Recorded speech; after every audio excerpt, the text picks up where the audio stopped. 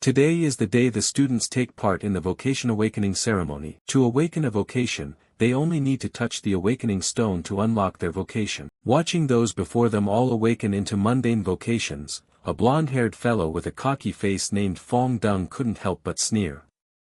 "Look, just a bunch of useless people. I've been watching this whole time. If someone only awakened a support vocation, they'd at least not be this boring." No sooner had Fong Dung finished speaking than a group of sycophants nearby hurried to chime in.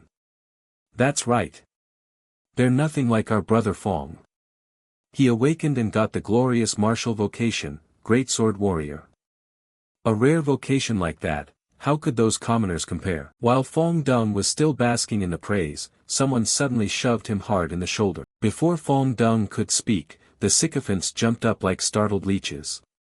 "Who's the rude brat who dares touch Brother Fong?" "Sorry, I'm in a hurry," the other replied simply as he turned his head, but his bearing made others hesitate, causing those flatterers to fall silent for the moment. On Fong Dung's side, when he saw this person, he spread a vicious smile and muttered, "So it's him." His followers were puzzled, having assumed the arrogant-looking youth was some wealthy heir. My foot." Fong Dung snapped in annoyance. "The Lam family was mysteriously wiped out a few years ago, did you know? That kid is Lam Han, the illegitimate survivor of the Lam house." Indeed, the youth Fong Dung called the Lam family's illegitimate son is our protagonist. When Lam Han stepped up to the awakening pillar, many in the crowd sneered, with Fong Dung being the loudest. What a pity. One of the school's two former prodigies ended up like this. And he even dares to come awaken a vocation. Trash is always trash, what delusions. Lam Han only curled his lips slightly, not even bothering to let Fong Dung's words reach his ears. To him, that guy was just a weak rooster, crowing loudly from the sidelines. He thought being struck with a rare vocation made him so impressive. Then let Lam Han show him what true talent looks like. He reached out and touched the awakening pillar. Immediately, a blinding golden light erupted. An illusion of a god seemed to appear in the sky. That radiant light made everyone present unable to even open their eyes. They had never witnessed such a strange phenomenon before. Fong Dung was no exception. He ground his teeth in anger, thinking how could a useless person like Lam Han cause such an astonishing anomaly when awakening. If Lam Han truly rose, wouldn't the rare vocation he awakened become a joke? Soon after, the result appeared on the awakening pillar. Lam Han had awakened a hidden vocation, Beast Tamer. Those nearby laughed scornfully at the sight. A hidden vocation and its Beast Tamer. What a pity. There was that huge anomaly, and in the end he only awakened Beast Tamer. Should we call him a prodigy or junk? Lam Han intended to leave the awakening pillar, but when he turned he met Fong Dung's face and that provocative smile. Trash is always trash. Do you really think you can turn things around? You should know, if the beasts you summon aren't strong enough, you'll still be nothing but a piece of trash. Fong Dung was supremely confident, knowing that raising a powerful tamed beast would consume huge resources. Meanwhile, Lam Han was just the illegitimate survivor of a wiped-out family. Where would he get money to raise a tamed beast? Thinking this made Fong Dung even more aggressive. He spread his legs and sneered. "If you crawl through my legs obediently, I'll pay to buy you a mad dog to bind with." Annoyed by his non-stop nagging, Lam Han irritably scratched at his ear. If a tiger doesn't roar, people will think it's a house cat. He hadn't meant to pay him any mind, but in this situation it wouldn't do to let his brazen mouth go unanswered. "Oh, isn't this Fong Dung's little brother? Besides that vocation, what else do you have? No need to lend you money. With you here, why would I bother buying a mad dog?" As soon as Fong Dung grasped the implication of Lam Han's words, he instantly flew into a rage. He clenched his fists, ground his teeth, and lunged forward, intending to seize the chance to smash Lam Han's face. Who would have expected that at that moment, out of nowhere a beautiful woman dashed in. Wearing high heels, she nonetheless delivered a straight kick to Fong Dung's head, sending him sprawling face down in humiliating defeat before everyone's eyes. "Who do you think you are, slandering my student? Get lost before I skin you." This beauty's name was Bok Bang. She carried an air of haughtiness, was unpleasant to deal with, and her strength should not be underestimated. At the sight of her, Fong Dung's face went ashen, and he hurriedly led his cronies away. Although Bok Bang was only a teacher, the Bok family was a power he couldn't afford to offend. Despite his deep hatred for Lam Han, Fong Dung had to swallow his anger for now and wait for another chance to deal with him. After they left, Bok Bang turned to Lam Han. "Kid, not bad. You actually awakened a hidden vocation. Miss Bok, don't tease me anymore." Lam Han scratched his head and forced a smile. Bok Bang's gaze immediately grew icy. Without another word, she clamped Lam Han by the throat. "You brat, how many times have I told you? Outside school you call me sister. And you dared sneak here to join the awakening ceremony, bold. It hurts, it hurts." Lam Han felt like he was about to choke and quickly begged, "Sister Bang, please go easy on me." On hearing the two words, Sister Bang, Bok Bang was satisfied and released him. She then generously produced a card and handed it to Lam Han. "Beast tamers are a bottomless pit, everyone knows that. There's money on this card, take it and find a passable tamed beast for now. No matter what, you must first raise your own strength, understood?" Lam Han accepted the card without ceremony and beamed. "Thanks, Sister Bang. I'll repay you properly someday." As a result, she bonked you on the head again. "Kid, don't get cocky.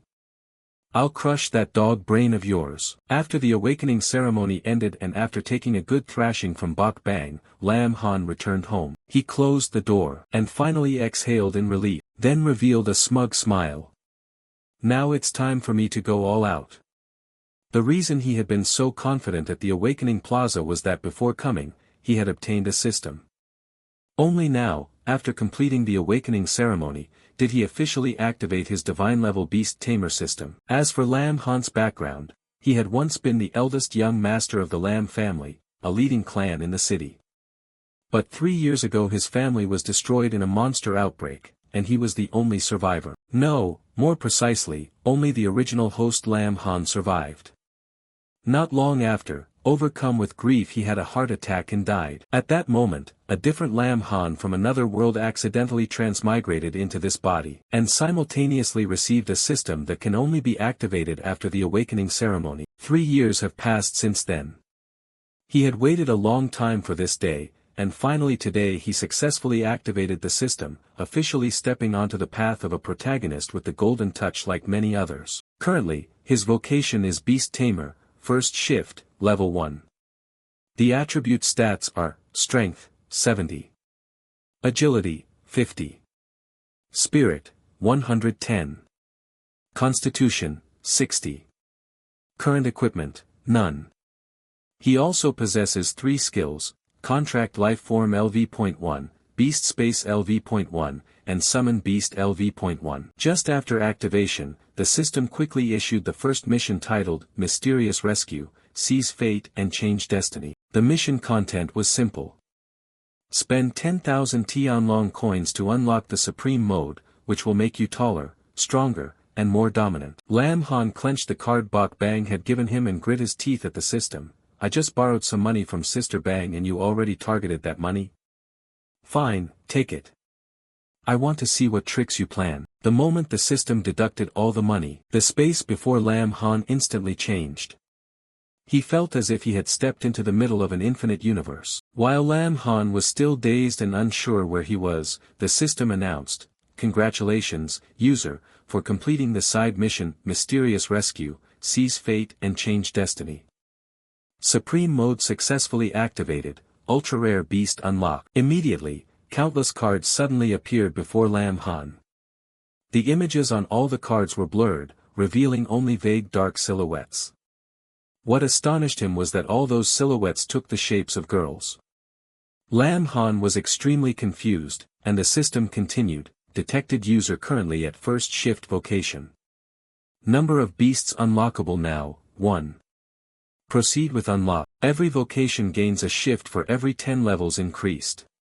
That means each time he gains another shift, Lam Han can sign a new contract with another beast.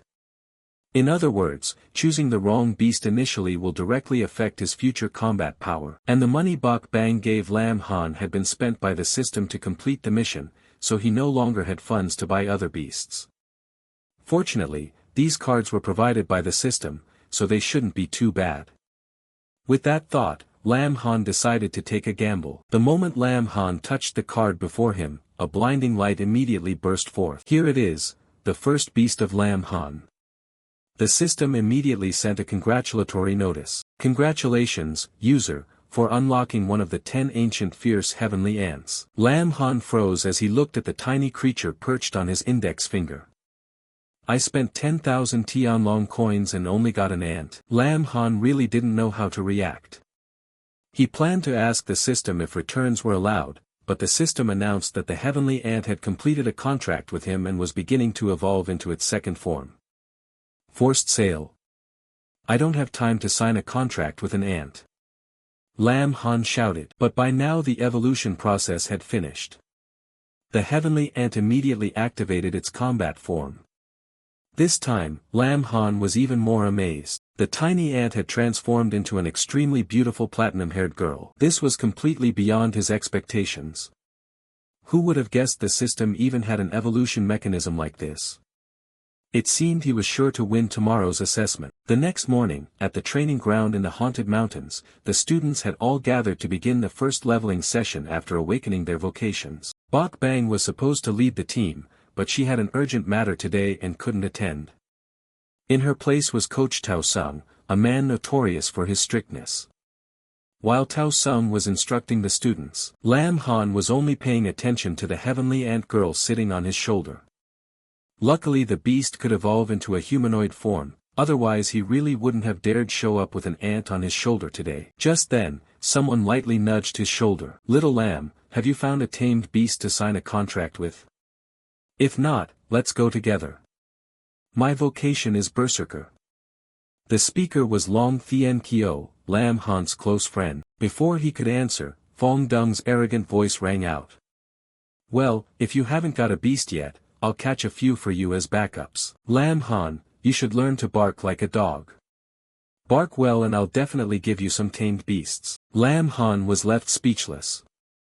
He truly didn't understand why this idiot was so obsessed with forcing him to bark like a dog.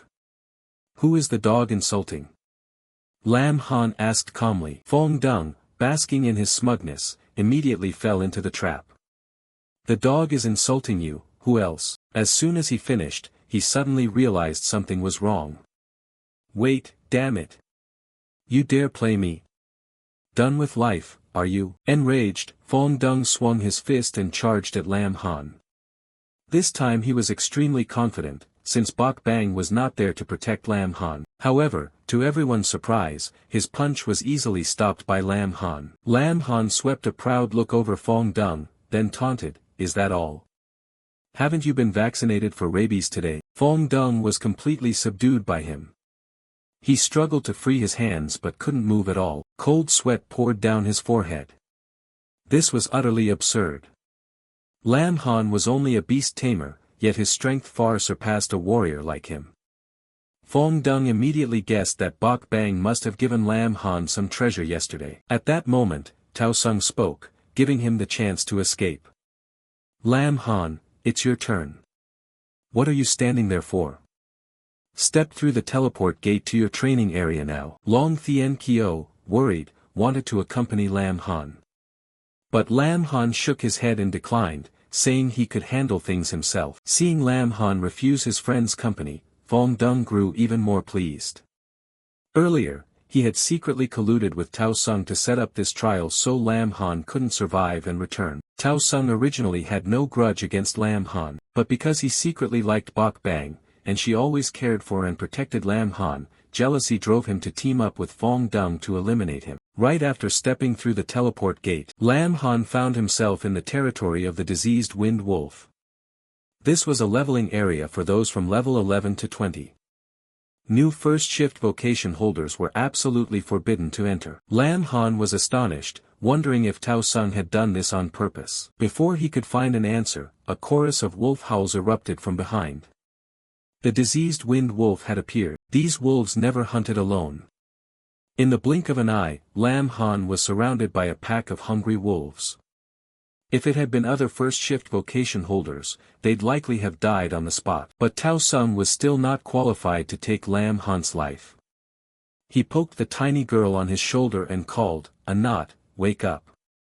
There's work to do." Upon hearing his owner's call, the heavenly ant immediately woke up, and shifted into combat form. This silver-haired girl with stunning amber eyes was the heavenly ant, whom Lam Han named Anat. Anat calmly stepped forward, blocking in front of Lam Han and facing the pack of diseased wind wolves with no trace of fear. "Master, I am ready." As one of the 10 ancient fierce, the heavenly ant is currently level 10. Her stats are, Strength, 800. Agility, 700. Spirit, 600. Constitution, 900. In addition, Anat possesses 2 innate skills, Enhancement LV.10, which increases all base attributes by 30%, and Might LV.10, which boosts strength by an additional 50%. Alright, let's see just how formidable one of the 10 ancient fierce really is. No sooner had Lam Han finished speaking than the system automatically activated the first mission. Mission: eliminate 10 ferocious beasts. Reward: 100 beast taming points. The moment Anat entered the fray, she demonstrated overwhelming power. She simply threw a few punches, and in the blink of an eye wiped out the entire pack of diseased wind wolves. The total time to defeat the 7 diseased wind wolves was under a minute. Witnessing that, Lam Han couldn't help but applaud. Truly worthy of being one of the 10 ancient fierce. Anat is only level 10 right now. I wonder how powerful she'll be when she fully matures. The experience gained from the pack quickly raised Lam Han to level 6. Though his combat power still couldn't match Anat's, it was now close to that of ordinary combat vocations. "Master, I'm done fighting." After the battle, Anat shrank back down, returning to the harmless form of a tiny ant. As one of the 10 ancient fierce, at the same level almost no beast could rival her. Yet looking at that small, adorable form, few would associate her with the title, Ferocious Beast. Lam Han couldn't help but reach out and gently pat Anat's head. Unexpectedly, she took his hand and placed it over her chest. "Master, please rest assured." The sudden contact flustered Lam Han, and his face flushed. What he didn't know was that he and Anat were being silently watched by a group of strangers. They whispered to one another, "Didn't Tao Sung say there's only one kid? Who is that girl?" "No idea. But she easily took down the pack of diseased wind wolves, her strength is no joke. And, that figure, that beauty, truly a rare gem among rare gems. Boss, that girl is even prettier than Bok Bang. Maybe we should." The leader smiled lecherously at the remark. The group began to entertain ill intentions. It turned out Tao Sung was still uneasy, fearing the pack alone might not kill Lam Han. He had secretly arranged an ambush of assassins. Now they were discussing their plan of attack. "Judging by her strength just now, she's not easy to deal with."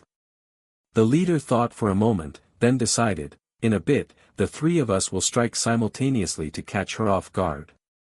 Then we'll take the chance to kill Lam Han first." However, the moment he finished speaking and turned around, the whole group froze. Anat, face icy and brimming with killing intent, had somehow appeared right behind them. With one hand she squeezed a thug's throat and hoisted him up, another seemed to have already been knocked unconscious by her. "Do you wish to confront my master?" Anat's voice was as cold and mechanical as a machine, terrifying the leader into panic. He realized whoever could silently subdue 2 of his men in an instant must be at least above level 20. Facing her alone, he had no chance of victory. Thinking that, the leader immediately turned and fled. But escaping wasn't so easy. Lam Han gave the order, "Anat, catch him." The fleeing thug grit his teeth and cursed. He couldn't stop wondering what kind of divine figure Lam Han was to have such a high-level guardian protecting him. Preoccupied with fleeing from Anat behind him, he failed to notice a pair of razor-sharp claws waiting right in front. In an instant, the thug was torn apart by those claws, dying on the spot. Anat immediately stopped. When Lam Han saw the creature that had appeared, he shouted urgently, "Anat, stop!" She instantly stood between Lam Han and the front, eyes alertly fixed ahead. Because what had just appeared was the diseased Wind Wolf King. He was the leader of the earlier pack of diseased Wind Wolves, level 22, possessing strength far beyond that of ordinary wolves. "Help, save me!" A weak cry suddenly rang out beneath the Wolf King. It turned out the assassin hadn't been completely dead. But the moment he cried for help, the diseased Wind Wolf King coldly stamped down.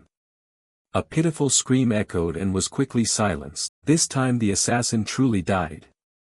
The Wolf King bared its fangs, its eyes full of killing intent as it stared at Lam Han and Anat. At that moment, the system issued a notice. Boss mission: defeat the diseased Wind Wolf King. Reward: 200 beast taming points. Lam Han frowned slightly. This opponent was a level 22 Wolf King, by no means easy to deal with. He whispered to Anat, "Let's retreat for now." Anat did not answer. But from her expression it was clear she had no intention of leaving. Instead, a thrilled smile curled at her lips. Seeing that, Lam Han abandoned the idea of retreat.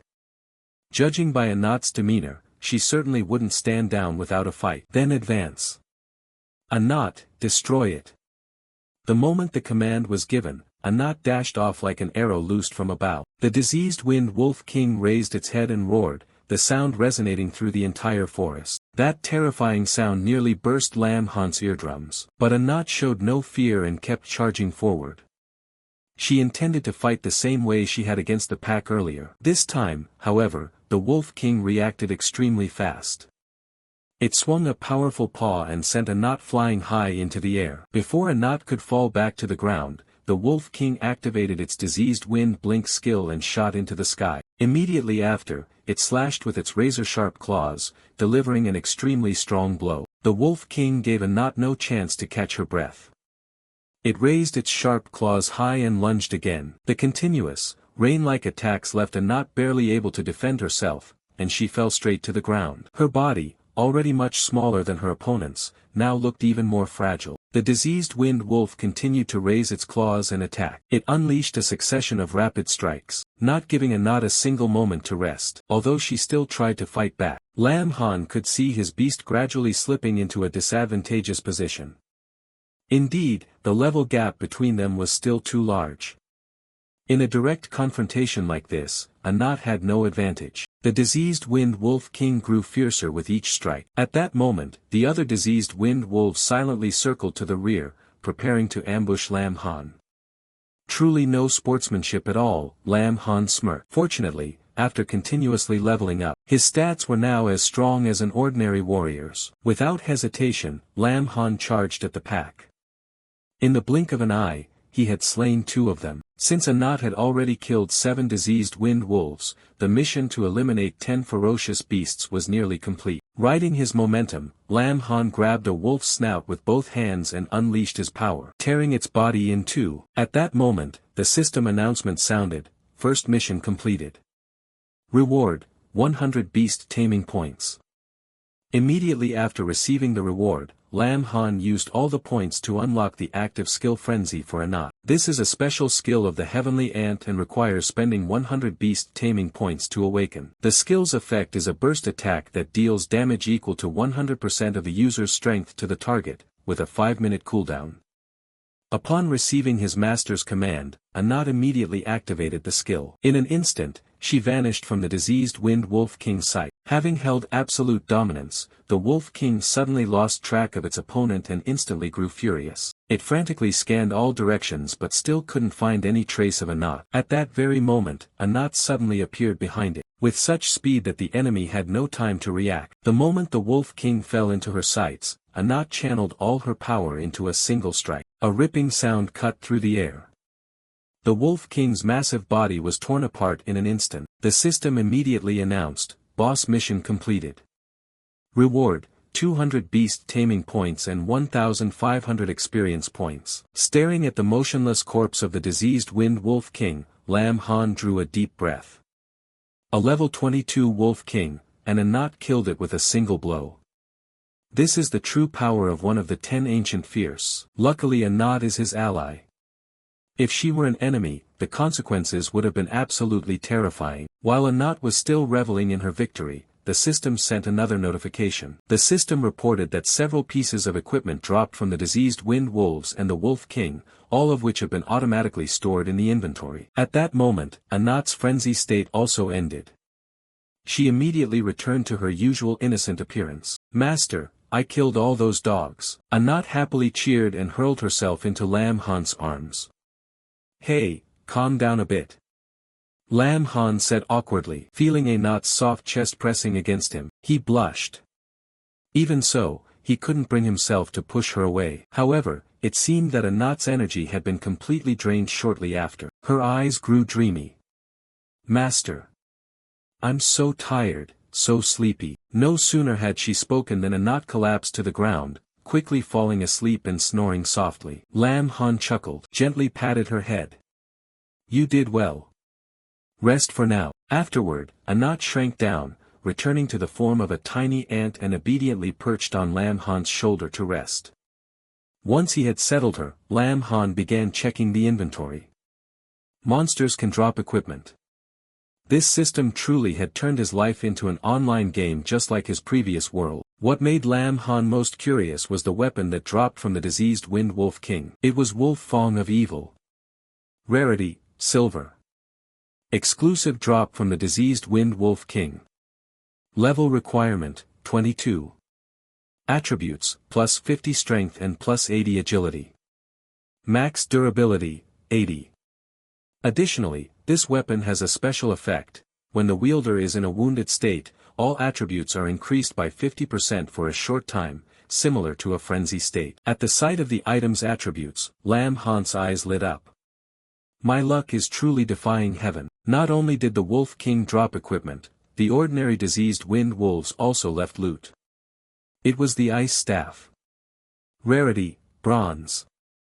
Random drop from normal monsters. Level requirement, 10.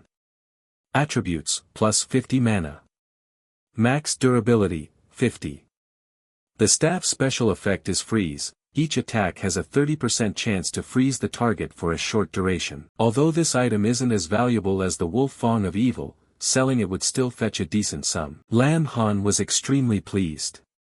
He planned to wait for Anat to sleep enough and recover her strength before continuing to hunt monsters. That way he could both level up and get more equipment to sell for money. Then Lam Han opened his personal info panel to check his level. After completing 2 missions in succession, he had officially reached level 10.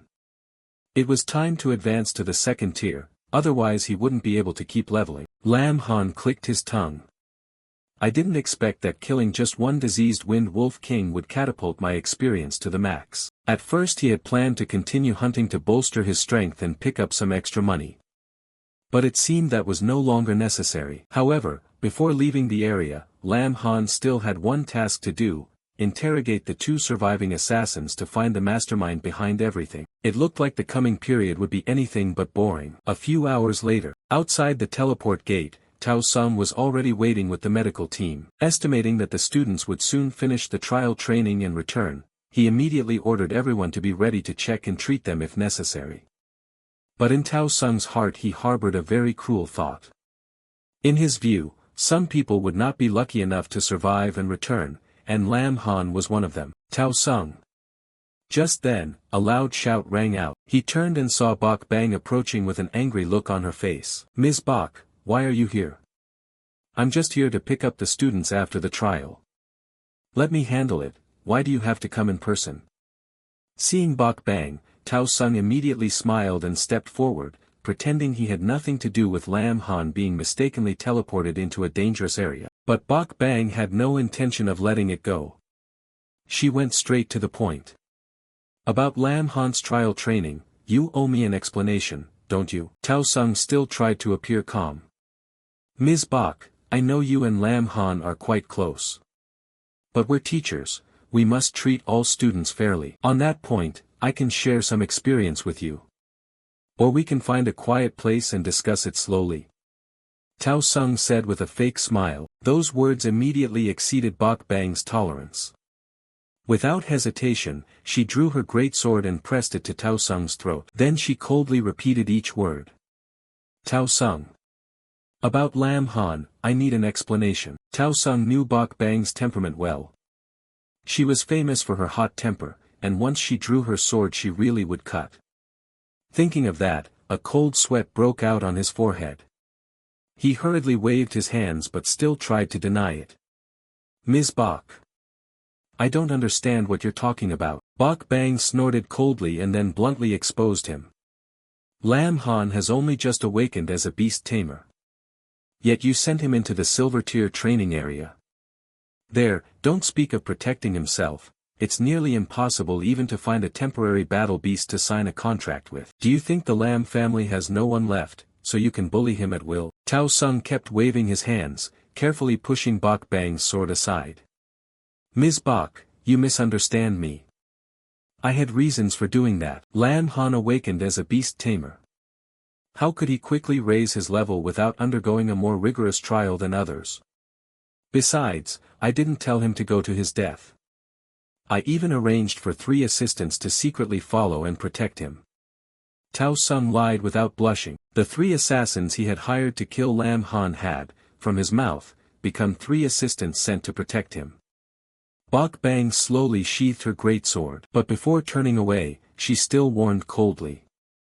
If Lam Han does not return safely, I will settle this with you. All right, all right.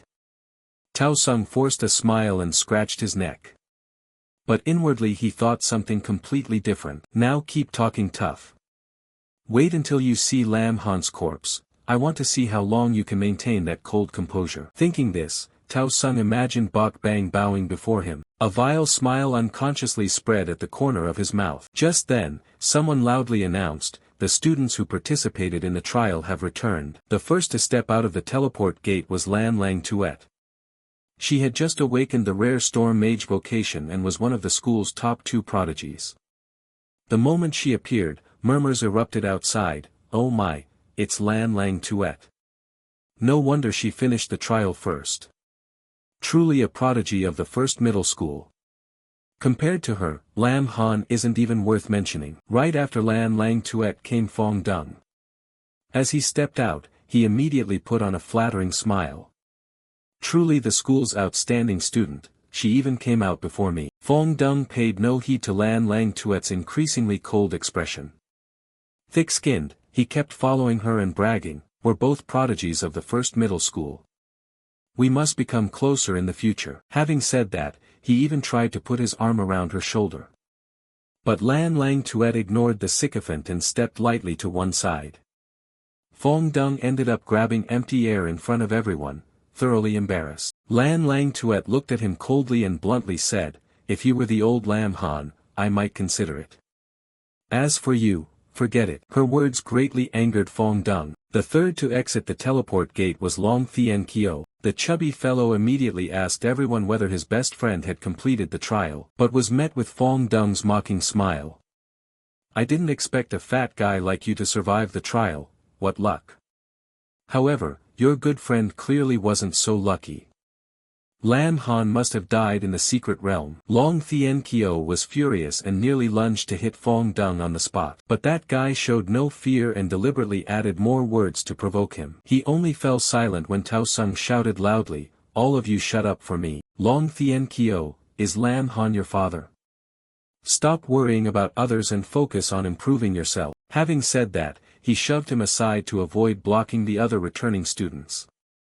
Seeing Tao Sung take his side, Fong Dung grew even more smug. As for Long Thien Kyo, despite those words, he still firmly believed that Lam Han would definitely return. An hour later, more and more students emerged from the teleport gate. Fong Dung's useless flunkies had returned as well and immediately clustered around him to flatter him. Meanwhile, Long Thien Kyo grew increasingly anxious. Everyone else is back, why hasn't Lam Han come out? He paced back and forth in worry. Fong Dung's followers burst into laughter and began cursing that Lam Han had surely died in the secret realm. Early-stage beast tamers are very weak. Without a strong tamed beast, they'd surely be torn apart by ferocious beasts. But just as they finished speaking, a stone suddenly flew straight out of the teleport gate, striking the head of the one who had cursed Lam Han, then ricocheting to hit Fong Dung hard on the head. Both screamed in pain. Long Thien Kyo's eyes immediately lit up because he recognized the stone thrower as his best friend. I was having fun and lost track of time. Since when did the school get so many noisy dogs? Lam Han strolled out of the teleport gate, looking in no way injured, let alone dead.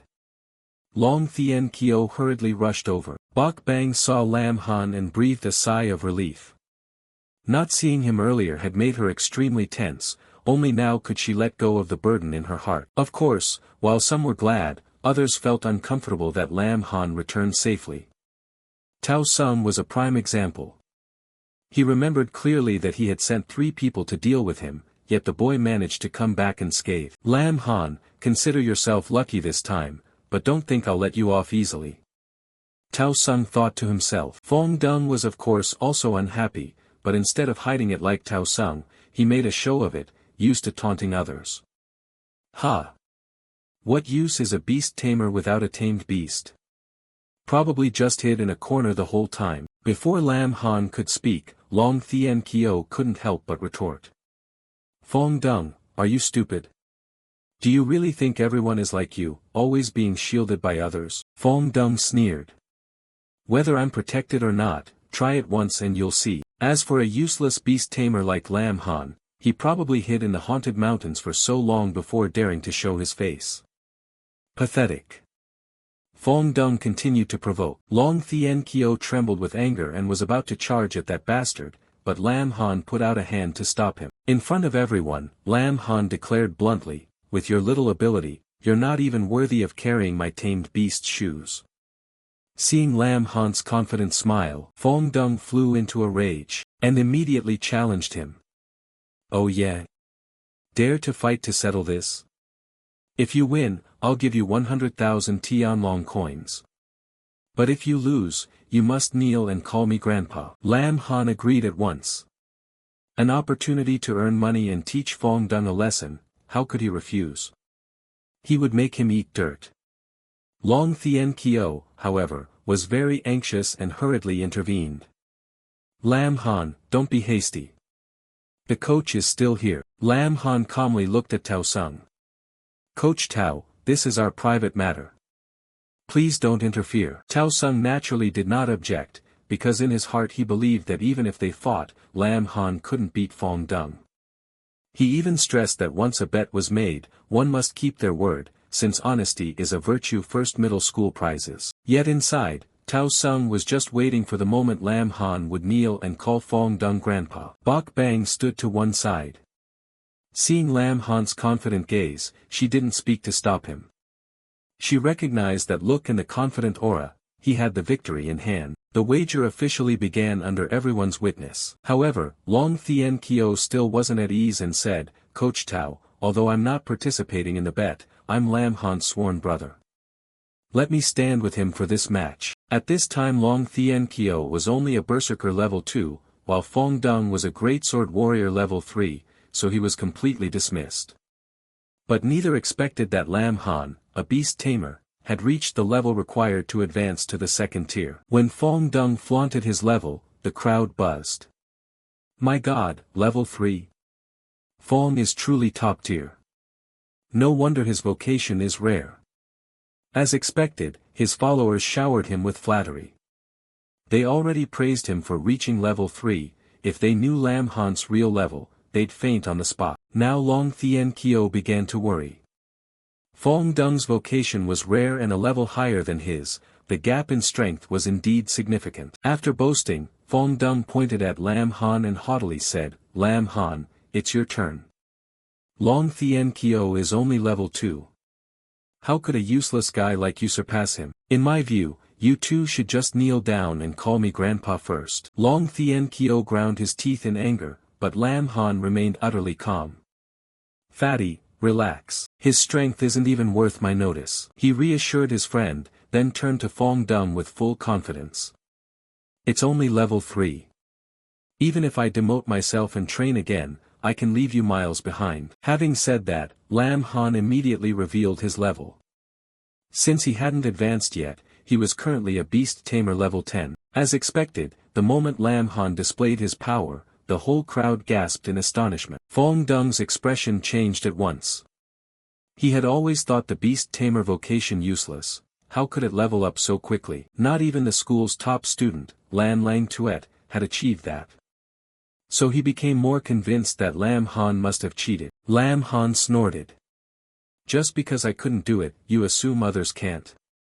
Do you even know what a hidden vocation is? At that moment, to many people it seemed the contest hadn't even begun yet the outcome was already decided. Everyone knew how vast the gap was between level 3 and level 10. Lam Han didn't even bother to look at Fong Dung again and instead addressed Coach Tao. Coach Tao, I've already won. Do you remember you agreed to witness this bet? Please supervise Fong Dung and don't let him renege. On that note, Lam Han remembered something and added, oh right, I could reach level 10 thanks to the help of some teaching assistants. They spent a lot of effort protecting me. Please convey my thanks and respect to them. Upon hearing this, Tao Sung's face drained. He hadn't expected Lam Han to know he had sent people after him, and yet the boy returned unharmed. Tao Sung even worried Lam Han had captured his henchman and might use that to blackmail him. But Tao Sung had clawed his way to his position. He wouldn't allow some kid like Lam Han to ruin it. A vicious thought formed in his mind, by any means necessary, he must silence Lam Han permanently today. At the same time, Lan Lang Tuet kept watching Lam Han quietly. Though she showed nothing outwardly, she was clearly surprised that in such a short time he had reached level 10. It seemed the Academy's former prodigy had risen again. Yet Lan Lang Tuet was fiercely competitive, and she secretly resolved that sooner or later she would surpass him. Currently her Storm Mage vocation was level 5, far beyond most students. Lam Han stepped up to Bok Bang. Sister Bang, weren't you busy with something important? Why are you here? Bok Bang smiled and replied, once I'm done I come. This is my responsibility, how could I abandon it? Long Thien Kyo stood beside them grinning happily. He patted Lam Han's shoulder and excitedly boasted to Bok Bang about what she had actually just witnessed. In just a few hours my sworn brother rose to level 10. Give him a bit more time and he'll surely dominate the world. At that moment, Bok Bang's expression suddenly changed. What terrified her wasn't Lam Han's level but Tao Sung's sudden sneak attack from behind. The bastard's murderous intent was blatant, he intended to kill Lam Han before everyone. Bok Bang had no time to think. Facing Tao Sung's tremendously powerful punch, she only managed to shove Lam Han and Long Thien Kyo aside. Then Bok Bang bravely threw a punch to block the attack. Tao Sung, what do you think you're doing? Attacking a student violates academy rules, she shouted. Tao Sung replied coldly, Bok Bang, don't use academy rules to suppress me. By now rage had completely clouded his reason. He was determined to send Lam Han on his way today. Even if Bok Bang stood in his way, it wouldn't change anything. After all, Bok Bang's strength couldn't compare to Tao Sung's. She was struck to the ground by him, but she still had no intention of giving up. As long as she stands here, no one will be allowed to bully Lam Han. Beside them, Long Thien Kyo kept loudly cheering for Bok Bang. However, Lam Han had long since realized that Bok Bang was no match for Tao Sung. If this continued, she would be the one to suffer. Sure enough, every attack Bok Bang launched was effortlessly parried by Tao Sung. Her resistance only served to inflame his anger further. Bastard! I didn't expect you'd go all out to protect Lam Han. My kindness was thrown to the dogs. Tao Sung cursed in fury. At the same time, he reached out, grabbed Bok Bang's ankle and hoisted her up. His unprincipled hand slowly moved forward, intending to take advantage of the moment with her. But that plan could not succeed. At the most dangerous moment, Lam Han acted in time. Because Tao Sung was focused on Bok Bang, he didn't notice Lam Han's kick coming. By the time he realized, it was too late. Lam Han's powerful kick struck his face, snapping Tao Sung's head to the side. By reflex he let go of Bok Bang. She staggered, lost her balance and nearly fell to the ground. Fortunately, Lam Han caught her in time. Sister Bang, are you all right? He asked softly. Bok Bang exhaled with relief. I'm fine, just a little shaken. Lam Han nodded and then turned to look at Tao Sung, who was now sprawled on the ground, a mocking smirk at the corner of his mouth. Coach Tao, how does a level 10's kick taste? You ambushed me like that, if you don't offer a reasonable explanation, I won't hesitate to let you sample a few more hits from a Beast Tamer level 10. Tao Sung turned purple with anger. He pointed at Lam Han and roared, "Lam Han, don't think I don't know how you reached level 10. I assigned 3 level 15 teaching assistants to follow you, and none of them have returned. You must have gone mad and killed them to steal their experience points." Clearly Tao Sung was the one with malicious intent from the start. Yet now he brazenly dumped all the blame on Lam Han. He loudly accused Lam Han of being cruel and unworthy of being a student of first middle school. Under the pretense of righteous duty, he wanted to deal with Lam Han on the spot. Saying that, Tao Sung stood up furiously, but before he could act this time, a corpse fell from the sky right in front of them. It was the body of the ringleader killed by the diseased Wind Wolf King. A flash of horror crossed Tao Sung's face, but very quickly he let out a cold, silent laugh. Ahau is dead. Then the other 2 surely won't survive either. With the victim gone, there was no one to contradict him. Today he wanted to see how far this kid could resist. Confident in that, Tao Sung began loudly accusing Lam Han. However, Lam Han remained extremely calm. "I just happened to find someone dead in the haunted mountains and kindly brought the body out." Unlike someone else who sent underlings to die in his place, then shamelessly denied responsibility. Having said that, he stepped closer to the corpse, squatted down and murmured, "Brother, how pitiful you are. Dead and yet used like a gun. If you can't accept it, come haunt him at midnight, don't come after me." Although Tao Sung was thick-skinned, those words still made him uneasy. And once someone feels uneasy, they're more likely to lose their composure. He immediately clenched his fist and lunged at Lam Han, planning to break his limbs so he would stop taunting him. Bok Bang and Long Thien Kyo were alarmed at the sight. Both recognized Tao Sung's murderous intent and feared Lam Han would be in danger. However, the target remained unusually calm and even continued to provoke his opponent. "Haha, you're so furious you lost your mind because you're afraid I'll expose your dirty deeds. No surprise there. Who would expect a teacher to dare send people to harm his own student?" As he spoke, Lam Han smoothly dodged Tao Sung's punch. "Shut up. I did this to avenge Ahau." Tao Sung roared, but whether it was vengeance or an attempt to silence witnesses, he himself knew the truth. Lam Han also clearly understood that Tao Sung genuinely wanted his life. However, after reaching level 10, both his strength and speed had increased dramatically.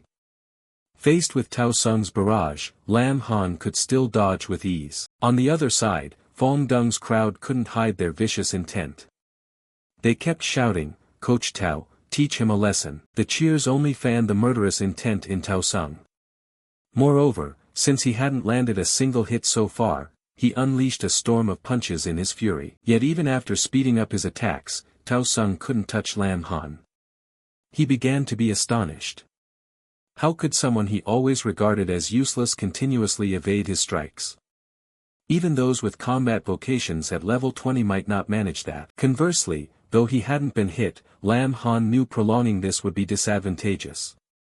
Tao Sung's power far exceeded his. In a direct confrontation Lam Han stood no chance, but he never intended to rely solely on hand-to-hand moves to contend with him. With that thought, Lam Han immediately took the ice scepter he had just received from his inventory. This equipment required the user to be level 10, which he now qualified for. Holding the brand new weapon, Lam Han instantly launched a counterattack. Just as Tao Sung lunged forward, one of his legs was suddenly frozen solid by ice. While the opponent still hadn't grasped what was happening, Lam Han charged in. He delivered an extremely powerful kick, sending Tao Sung flying backward and crashing hard into the rock wall behind him. Fortunately, after leveling up, Lam Han's strength had risen significantly. Combined with the gear and spoils taken from the ferocious beasts, he could temporarily overpower Tao Sung. Otherwise, it would have been very difficult to find an opening so quickly. Although he'd landed a decisive blow, Lam Han had no intention of stopping. A knot had rested enough. After all, his current attribute stats were still somewhat lower than Tao Sung's. But if a knot intervened, Tao Sung would have no choice but to endure. Without hesitation, Lam Han immediately summoned a knot. She had reached level 13. All her stats exceeded 1,500 points. A knot's 2 personal skills had been upgraded to level 2. More importantly, she was furious that Tao Sung had injured her master. Seeing a knot speed toward him like an arrow, Tao Sung's face changed immediately. The distance between them was now too close, forcing him to hastily erect a shield in defense. When the two forces collided, a violent explosion erupted. The shockwave and blinding light left everyone present stunned. The outcome was obvious. Tao Sung's shield could not withstand Anat's tremendous power. After all, she was one of the 10 ancient fierce. Long Thien Kyo was ecstatic at the sight. He gave a thumbs up and laughed loudly. Little lamb is truly amazing. I didn't expect you to hide a girl this powerful. Bok Bang also watched the unfolding scene intently. Though she showed no emotion outwardly, inside she couldn't stop wondering who Anat really was. Across from them, the students backing Tao Sung, led by Fong Dung, wore completely different expressions, confused, astonished, and tinged with fear. Coach Tao got blasted away. What just happened? They murmured. At that moment, Anat suddenly raised her head and let out a roar. Lam Han immediately realized she had entered a bloodthirsty state, nearly losing her reason. He quickly ordered, Anat, return now. Hearing his command, Anat instantly sobered and obediently returned to his side. Her true identity was an ancient ferocious beast, exceptionally special. Lam Han didn't want to reveal her nature too soon, so he decided to retract Anat's power for now. Master, Anat stopped when you said. Was Anat good? Just moments ago a terrifying beast that sent chills through everyone, Anat now reverted to an adorable form, nuzzling his hand for attention. Lam Han smiled. Very good. But first, turn back into an ant. Anat immediately nodded in agreement. Then she transformed back into her tiny original form. After that strike, it took Tao Sung quite a while to stagger to his feet. Trembling, he pointed at Lam Han and shouted, not only did you kill my teaching assistant, you colluded with outsiders to oppose me. A morally corrupt student like you must be severely punished. No sooner had he finished speaking than Tao Sung roared. The aura around him surged, but just as Tao Sung was about to strike Lam Han, a voice suddenly rang out, wait. Immediately after, a figure descended calmly from above. With a single motion, the person placed a hand on Tao Sung's left shoulder and forced him to his knees. Coach Tao, the matter hasn't been fully investigated. Don't rush to condemn a student. Hearing that voice, Tao Sung's face changed at once. When he got a clear look at the newcomer, he became even more alarmed. It was the principal of First Middle School, Tu Kong Tan, a Chuma celestial master of level 56. Seeing the school's highest authority appear, Tao Sung immediately cried out, Principal, it was this guy. He killed the teaching assistant to steal experience points and level up. I intended to have him dealt with according to regulations, and he even tried to kill me back. People like him must be punished harshly. Tao Sung even asserted that the evidence was overwhelmingly clear and demanded Tu Kong Tan give a fair response. But Lam Han refused to sit still and be framed. He immediately replied, anyone can make false accusations. Do you really think I ran around just to clear my name? Tu Kong Tan raised an eyebrow and calmly said, all right, then tell me. Lam Han nodded and asked him to examine the cause of death of the teaching assistant Ahao. Tu Kong Tan complied at once. After a careful inspection, he found all the ribs in a house chest were crushed and the organs severely damaged. This was clearly a mortal wound inflicted by a large ferocious beast. Even so, Tao Sung refused to accept it. Even if the killing blow was from a beast, this still must be related to Lam Han. Otherwise, how did he bring the body here? He said, then rudely pointed at Lam Han's face. Lam Han laughed. Coach Tao, your talent for blaming others is really top-notch. It's a waste you aren't a chef with that skill. He continued calmly, I only happened to bring the teaching assistant's body back, yet you insist I'm the culprit. If you're so sure, why not say you were the one who sent him to assassinate me? Too bad his strength was too weak and the beast turned on him. Caught exposing Tao Sung in front of everyone, the latter was startled. Still, he immediately denied it. I would never do such a thing. At that moment, Bok Bang stepped forward. In front of Tu Kong Tan, she recounted how Tao Sung had deliberately arranged for Lam Han to enter a leveling area far beyond his ability. This is clearly an act of intentionally endangering a student. How unjust! Tao Sung cried out immediately. Principal, I'm an academy coach. How could I harm students? They're clearly slandering me. Everything is just Lam Han's one-sided words. There's absolutely no evidence. Tu Kong Tan, who valued fairness between public and private matters, nodded in agreement with that point. After all, accusing a coach is no small matter. Without solid evidence from Lam Han, the case would be difficult to resolve. Hearing this, Tao Sung inwardly rejoiced. He believed the other two assistants were surely dead. The dead cannot come forward to testify.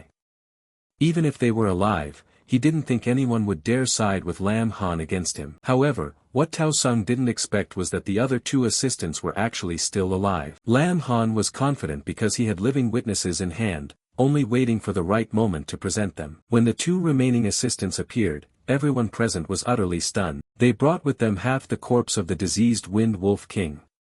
Lam Han calmly explained, "When the incident happened, these three were secretly following me. Unexpectedly, we encountered the diseased Wind Wolf King. Assistant Ahao died on the spot, so I had to kill the diseased Wind Wolf King." Saying that, he smiled slightly and continued, "As for why Coach Tao sent those three to secretly follow me, these two can answer that on my behalf." As soon as he finished speaking, Lam Han gave a light kick to the backside of one assistant. Both of them flinched instantly. Before Lam Han could ask another question, they began to sob and confess everything. We'll tell everything. It was Coach Tao who ordered us to follow Lam Han. If necessary, we were to stage the scene to make everyone believe he died under the beast's claws. It was all Coach Tao's arrangement. Please don't make things hard for us anymore. We really can't take it. Ants are famous for absolute obedience to hierarchy. And Lam Han owned an ancient ant. Because of that, in private he easily controlled and forced the two assistants to submit. At this point, both witnesses and physical evidence were complete. Lam Han turned to look at Tao Sung and asked calmly, "Coach Tao, do you have anything left to explain to me?" Tao Sung was stunned. He could never have dreamed things would escalate to this degree. Inwardly he cursed the two useless assistants. Not only had they been captured alive, they had confessed everything. At this point, even if Tao Sung had 100 mouths, he couldn't deny it. In desperation, he suddenly sprang up and turned to run. However, after only a few steps he was subdued by Tu Kong Tan. In front of all the students of First Middle School, the principal declared coldly, "Tao Sung, as an academy teacher, you dared to conspire to harm a student. You have severely violated the academy's rules. Prepare to receive the appropriate punishment." With that, everything was essentially resolved. Bok Bang smiled, stepped forward, took Lam Han's hand, and told him to get in a car with her to go home. But before the two could leave, Lan Lang Tuet suddenly appeared and blocked their path. "Lam Han, did you really kill the diseased Wind Wolf King?" she asked angrily. Before Lam Han could answer, Lan Lang Tuet stepped closer without hesitation, crowding him and repeatedly demanding how he had defeated the diseased Wind Wolf King. Lam Han took a few steps back, crying out, "Hey, classmate Lan, could you keep a bit of distance?" Lan Lang Tuet still wouldn't let it go. She felt something was off. Lam Han's vocation differed from close combat classes, he favored ranged attacks. Without teammates drawing fire, him facing the diseased Wind Wolf King head-on was nearly impossible. As she spoke, Lan Lang Tuet took Lam Han's hand and examined it carefully. After a moment she suddenly looked up, the two were very close, and concluded, "The only explanation is that you signed a contract with a powerful tamed beast." She didn't stop there, she also proposed a simulated fight with Lam Han because she wanted to see his abilities for herself. But Lam Han found the proposal unreasonable. He hadn't expected Lan Lang Tuet, who seemed cold, to have the curiosity of a child. At that moment, Bok Bang intervened to save him. "Classmate Lan, I understand your desire to grow stronger. But right now you all need to summarize lessons from the trial training, not stand here fighting for strength." Bok Bang brushed Lam Han's hand away. Lan Lang Tuet was displeased and even retorted brazenly, "I'm just curious about how a beast tamer fights. I hope you understand." Opposite them, Bok Bang remained firm. "Lam Han just finished fighting, he needs to rest, so I can't agree to a simulated duel now." Seeing the atmosphere heat up, the two women glared at each other tensely. Lam Han quickly stepped in. "Ms. Bok, the students are all tired after the trial training today. Why don't we dismiss a bit early? However, Lam Han's words seemed to carry little weight. When both Lan Lang Tuet and Bok Bang turned and glared at him, he fell silent. Especially Bok Bang, she was in a bad mood. First a mysterious girl, had appeared, now Lan Lang Tuet. She didn't know when the kid Lam Han she'd always cared for and protected had become such a flirt. She also didn't understand why she cared so much about this, since she and Lam Han had no special relationship. To avoid interfering too deeply, Bok Bang swallowed her anger and stormed off first, but not before warning, if everything here is resolved, I'm leaving. You all get home safely. Bok Bang departed, leaving Lam Han and Lan Lang Tuet. She stared at him as if ready to devour him alive if she didn't receive a satisfactory answer. I'm exhausted today, let's properly talk another time. Lam Han tried to brush her off. Fine. Then remember your promise.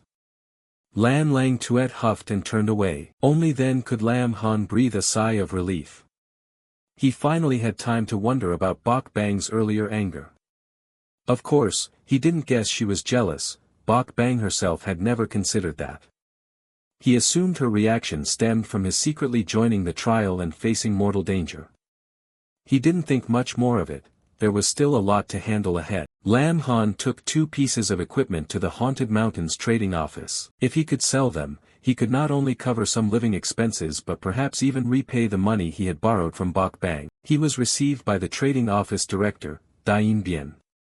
Hearing he had 2 items to sell, the director personally came out to inspect their quality. Lam Han had no reason to refuse and directly produced the 2 pieces of equipment he'd obtained from the Silver Tier training area in the Haunted Mountains. Dain Bien stared for a moment when he saw them. Only when Lam Han called him did he recover. Director Dain, is something wrong? My apologies. Dain Bien hurriedly shook his head and asked, may I ask if you are Lam Han? Yes.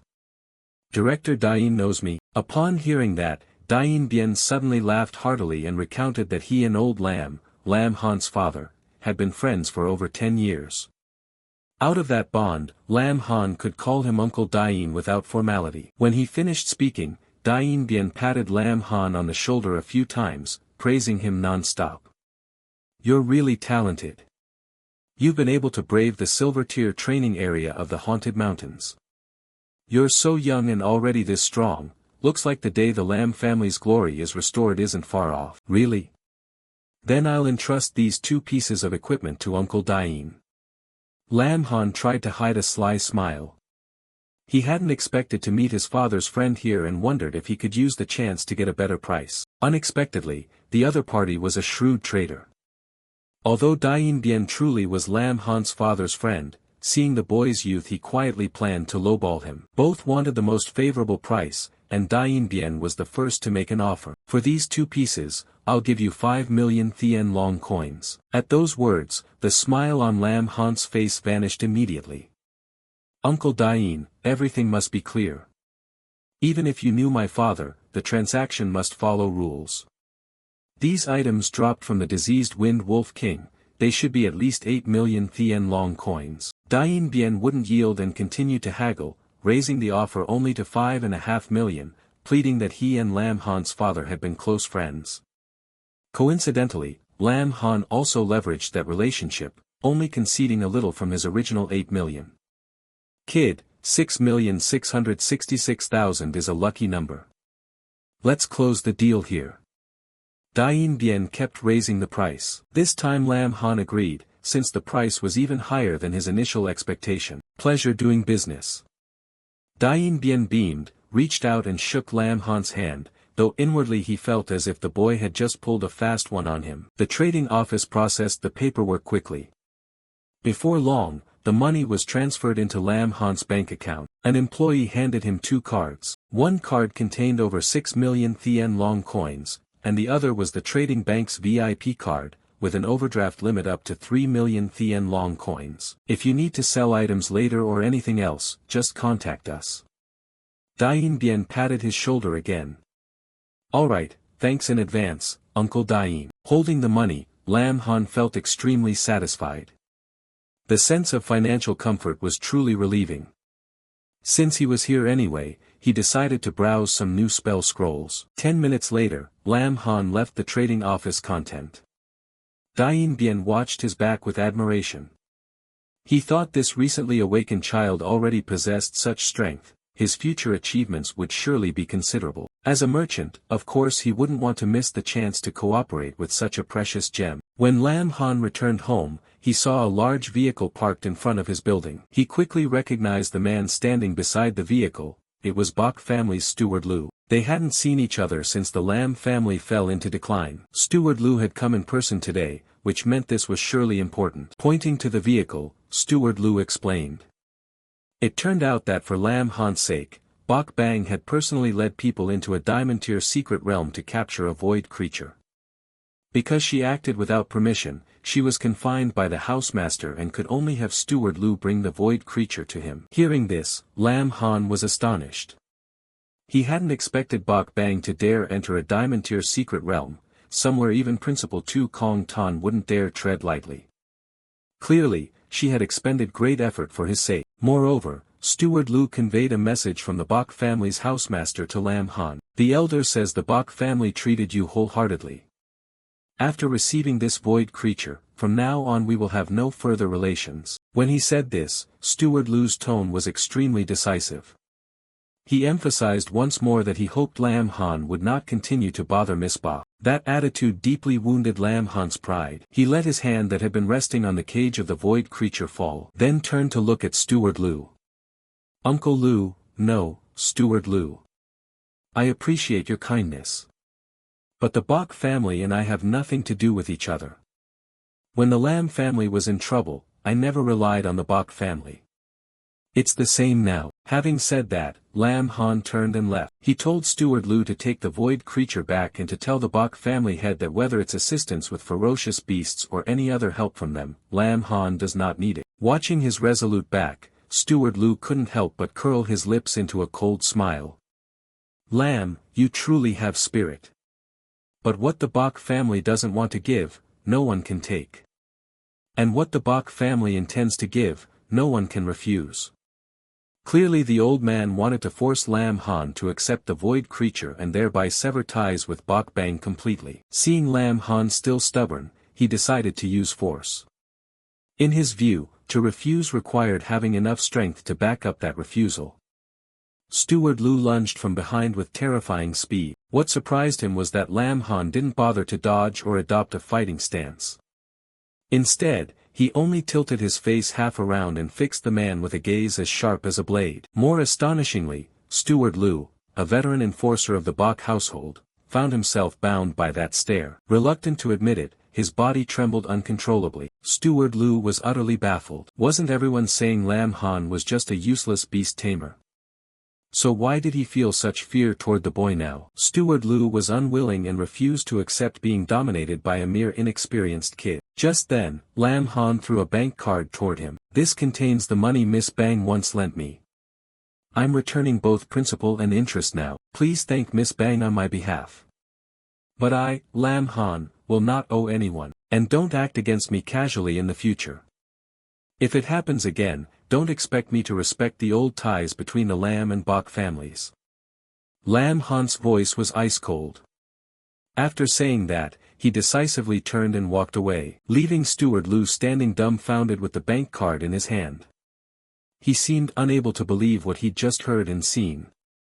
Was this still the same Lam Han from before? How could someone once deemed useless, from a fallen clan, suddenly possess such pride? After a tiring day, Lam Han finally returned home, and sank onto his soft bed. Outwardly he acted tough, but claiming he wasn't bothered would be a lie. More than anyone, Lam Han knew his situation well. The Bok family's desire to draw clear boundaries with him was not wrong. But with Bok Bang it was different. He had always kept his distance before, not wanting to trouble her. Still, being suppressed by the Bok family's people today left him uneasy. Thinking until his head ached, Lam Han decided to put everything aside and sleep. After all, when he woke he still had the vocation transfer mission to complete. After Lam Han fell asleep, a knot appeared in the form of a tiny ant, happily rubbing her head against his cheek. As if that wasn't enough, she transformed into a human form. gently hugged Lam Han and softly said, "Master, you've worked hard." With such a beauty by his side, Lam Han slept extremely well. The next morning, the first thing he did after waking was go to the vocation transfer shrine. On the way, Lam Han heard many whispers aimed at him. "Have you heard? First High School just awakened a very powerful Beast Tamer." "I heard. Beast Tamers are supposed to be a useless vocation, yet he not only quickly reached level 10, he even defeated Tao Sung, truly powerful enough to make people gawk in surprise. Do you think he'll come to do the vocation transfer mission today?" Lam Han sighed quietly. Rumors really do spread fastest. Luckily none of these people know his face. He should stay low profile from now on to avoid more trouble. Lam Han followed the receptionist's guidance up to the second floor of the main hall. There stood a gigantic crystal. According to instructions, he only needed to place his hand on the crystal to see his vocation transfer mission. Lam Han felt a bit nervous. After all, this was his first time doing a vocation transfer mission. But it's only a level 10 vocation transfer mission, so it shouldn't be too hard. After Lam Han placed his hand on the crystal, the mission information quickly appeared before his eyes. Mission name, Thunder Bright of the Vanished Nation. Difficulty, 5 stars. Mission content, eliminate the Thunder Bright beast in the ancient ruins and collect at least 7 energy stones. The mission location, the Shattered Ruins. The fact that Lam Han had triggered a 5-star vocation transfer mission was simultaneously announced to everyone present in the main hall. Everyone was astonished. That's the legendary Hell tier difficulty. Without hiring mercenaries for support, it's almost impossible to complete. As for Lam Han, upon seeing the mission details he fell silent. His first vocation transfer opened a 5-star mission. Truly his luck was so terrible there was nothing left to say. The murmurs around him rose again. Who was unlucky enough to trigger a 5-star mission? I wonder what vocation that person is to be so terrifying. Lam Han breathed a slight sigh of relief. Fortunately the system only announced the mission content and not the recipient's identity. Otherwise he'd face a lot more trouble. Now that the mission was accepted, he couldn't keep hesitating. At the desolate Shattered Ruins, in one corner of the ruins a few temporary huts had been set up. That was the mercenary gathering area. A mercenary sat complaining, "No one hires us for missions all day. This month we'll be surviving on plain water again." No sooner had he finished than he noticed Lam Han walking over. The others immediately whispered. "That kid's dressed pretty well. Could he be the young master of some clan come to do a mission? Looks like we found a fat sheep today." "Watch your words." "What fat sheep?" "He's the boss." A mercenary stepped forward and asked, "Kid, you're here for a mission, right? Want to hire our mercenary team? Guaranteed quality. Since you're new, I'll give you a 20% discount." Lam Han flatly refused. "No need." The mercenary continued to plead. "Prices are negotiable. This time I'll provide our service for free, consider it making friends." Lam Han immediately squeezed the hand that was about to land on his shoulder. "I said no need. Keep dawdling and you'll risk losing an arm." Having said that, he hurled the man forcefully backward. In his mind Lam Han thought, offering services for free out of the blue. Do you think I'm an idiot who knows nothing? A mercenary team like this, if they're not scamming money, their other aim is robbing and killing. The mercenary, feeling humiliated, immediately shouted, "Damn it. I'll smash him to death." A comrade hurriedly pulled him back. "Enough." The mercenary remained dissatisfied. "Boss, are we just going to let that kid be?" The one called boss replied calmly, "There's a guard team here, it's not suitable to act. No one can stop us. We can leave peacefully. Once that kid exits the safe zone, we'll deal with him then." Lam Han scanned the surroundings with his eyes. Is this the Shattered Ruins? Its style is completely different from the Haunted Mountains. Then he whispered, "Come out." "Anat, we're ready to depart." Anat appeared happily and hugged Lam Han tightly. "Master, I'm ready." Lam Han smiled and soothed her, "Good, today I'll let you have a proper fight." Just then, a new notification popped up before him. The system triggered another mission. The info panel quickly appeared. Congratulations, Master, you have activated a Lord-level mission. Mission name, Thunder Court Heart. Mission objective: hunt the Thunder Court Envoy and collect the Thunder Court Heart. The mission reward made Lam Han very pleased, 300 beast taming points. Not bad, not bad. This is a good item. Anat's power would be fully enhanced by these beast taming points. However, ahead was the vocation transfer mission, and he didn't know where the Thunder Court Envoy was. First finish the vocation transfer mission. Lam Han called Anat. We'll do the vocation transfer mission first, then come back to get more beast taming points for you. Not long after, Lam Han encountered a pack of Thunderbright beasts.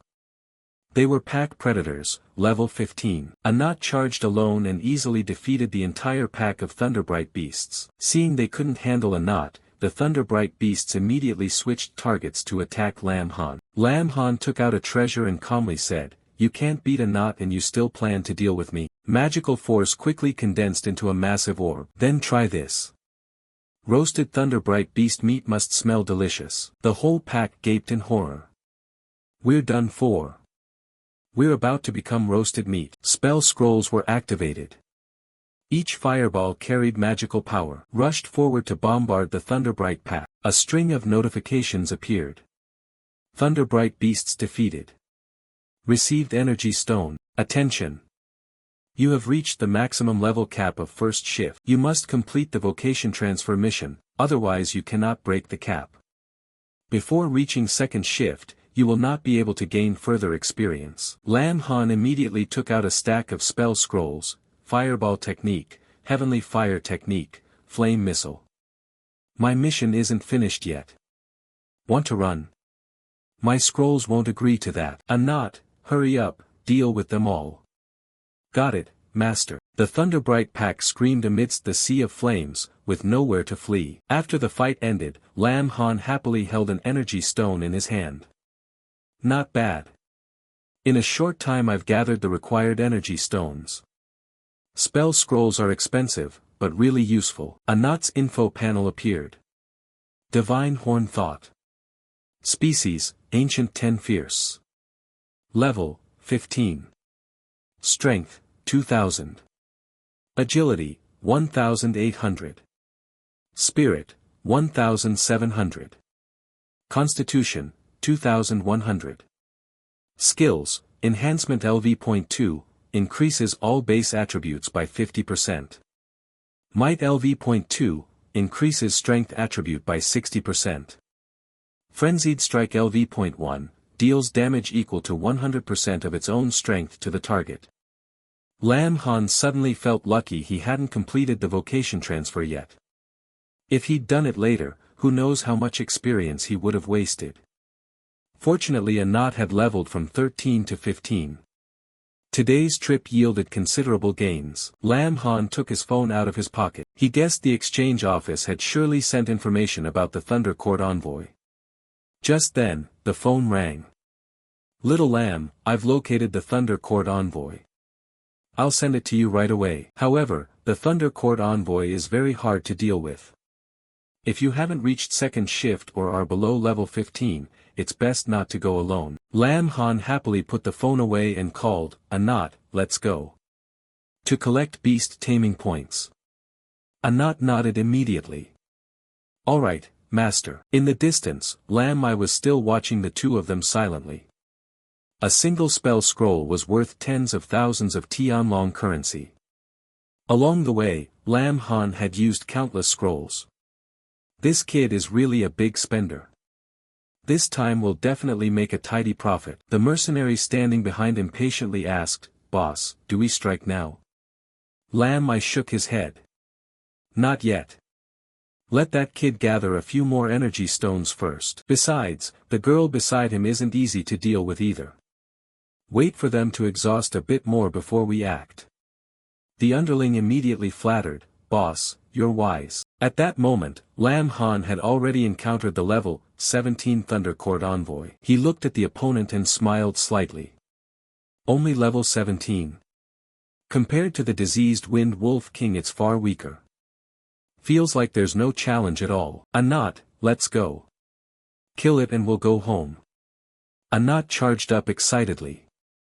Yes, Master. The Thunder Court envoy immediately detected an intruder, but before it could react, Anat's punch landed squarely on it, causing it to spit a mouthful of fresh blood. Immediately after, Anat transformed back into an ant, and burrowed beneath the sand to prepare for the next attack. A small mound of sand suddenly rose under the Thunder Court envoy's feet. Anat shot up from the ground and delivered an extremely powerful punch. At the same time, Lam Han took out an ice-type spell scroll. A gigantic block of ice immediately appeared directly above the Thunder Court envoy. He casually waved his hand.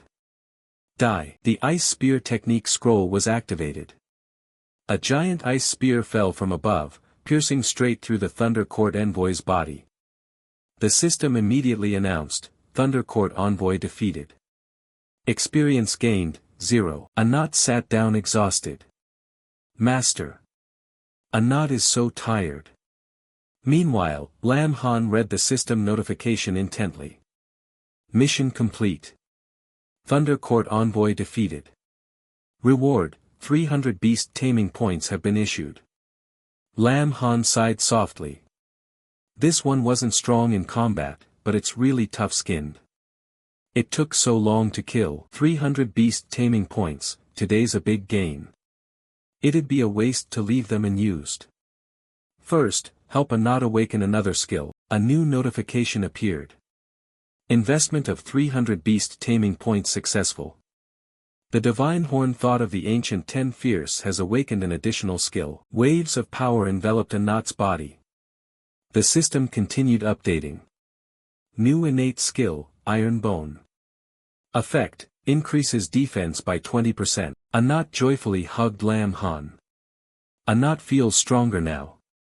Thank you, Master. Just as Lam Han was about to reply, his expression turned serious. Be careful. This is a wild area. At that moment, Lam I stepped out leading the mercenary team. Kid, you're not bad. But when fighting outside you can't rely only on strength, you need firepower and brains too. Lam Han smirked sarcastically. Didn't you say before you'd help me for free? You showed up only after I finished clearing monsters. Here to rub my grandpa's feet. The fourth clenched his teeth in anger. Kid, you dared to refuse our mercenary team just now, you'll pay for that. Hand over all the treasures you're carrying if you know what's good for you. If not, don't expect to leave here alive. Lam Han calmly stood up, showing no fear. You dare to rob people right here? Aren't you afraid the security team will notice and arrest you? Lam I smiled coldly. Kid, do you know why the shattered ruins are divided into safe zones and unsafe zones? Because the unsafe zones lie deep within the ruins. The security patrols maintaining order will never come to patrol them. If you die here, even if the security team finds you they'll assume it was caused by wild beasts. If anyone's to blame, blame yourself for angering the wrong people. Kid, don't worry, I'll treat you very well. The greedy men behind spoke up, Boss, then give that girl to us. Seeing the spot where Anat had been empty, they were astonished. But where did she go? At that moment, Anat had teleported to stand right behind Lam Mai. She shouted loudly, not good, be careful. Anat nimbly grabbed their wrists, then casually tossed each of them into the air like toys, terrifying everyone. Who is this girl? She's terrifying. Mom, save me. Even Lam Mai was thrown flying by her. The mercenaries opened fire continuously.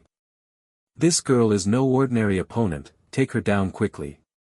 What a pity, it's so hard to find someone this great, but you'd better still be alive to enjoy it. Hurry up. The Iron Bone skill activated, increasing defense by 20%, making Anat's body nearly impregnable. Lam I realized the girl was too strong. Too careless, retreat. But the woman panicked when she saw someone approaching. Lam Han gave a friendly smile and took out a spell scroll. Want to run? Too late. Lightning and thunder continuously struck down, the space echoing with the mercenaries' cries of pain. In the end only the fourth and Lam I remained. The fourth panicked, monster. She's a monster. Damn it, why does this kid keep using spell scrolls like that? Lam I discovered Anat seemed to obey only Lam Han. I saw it fighting the whole way, it must have used up its scrolls. Capture it, We still have a chance to turn this around. The fourth regained his composure. That's right. Damn it. Without scrolls, this kid is just a weak chicken. I'll take a risk on him. Lam Han asked contemptuously, you still intend to counterattack in a hopeless situation? Saying that, he produced a pile of spell scrolls. Ambitious. But this weak chicken like me is covered head to toe in monetary power. Both men immediately trembled. Lam Han coldly ordered, hand over all equipment, energy stones and skill books on you. Do that and I might consider sparing your lives. If not, I'll show you what it means to fear insufficient firepower. Lam I retorted angrily, so who are the real robbers here? At the vocation transfer temple, renowned throughout the region, the receptionist received a message. The person who activated the 5-star mission this morning seems to be named Lam Han. Is that so? He's quite handsome, but unfortunately not very lucky. A mission that difficult should take at least over 10 days to complete. But the appearance of Lam Han made the receptionist widen her eyes in surprise. Lam Han spoke up, hello, I've just completed the vocation transfer mission and have returned to submit it. The receptionist couldn't believe her eyes. So soon? Mission completed already? Impossible. I must have heard wrong. A 5-star mission isn't something trivial. How could it be finished so quickly? Mr. Lam, you want information about the vocation transfer mission, right? Please wait a moment. Lam Han denied it. No, I really have completed the mission and I'm back to transfer vocations. The receptionist loudly asked, what? You completed the mission? He calmly confirmed, yes, quite easily. She regained her composure. Please wait a moment. I will arrange a room for you right away. Room 996 is currently available. The procedure is the same as when receiving the mission. Lam Han cut her off and turned to leave. Alright, thank you. The receptionist was so astonished she broke into a sweat. Only a few hours and the mission's already completed? You're not joking, are you? A notification displayed, congratulations on completing the vocation transfer mission, you have successfully reached second shift. Hearing that, she froze. Is this for real? The news caused an uproar among those present. Someone finished a 5-star mission, since when did a figure this strong show up here? The info board continued, vocation, second shift beast taming scholar. Lam Han was delighted.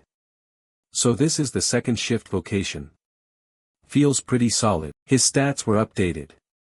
Name, Lam Han. Vocation, beast taming scholar. Second shift, hidden vocation. Level, 10. Strength, 1000. Agility, 900. Spirit, 800. Stamina, 730. Skills, Life Binding Contract LV.1, Beast Taming Space LV.1, Summon Beast LV.1. Second shift achieved. Unlocked vocation innate skills, Lightning Wing, can fly for 10 minutes, cooldown 1 hour. Copy, can replicate all skills of a tamed beast and use them briefly, lasting 5 minutes, cooldown 2 hours.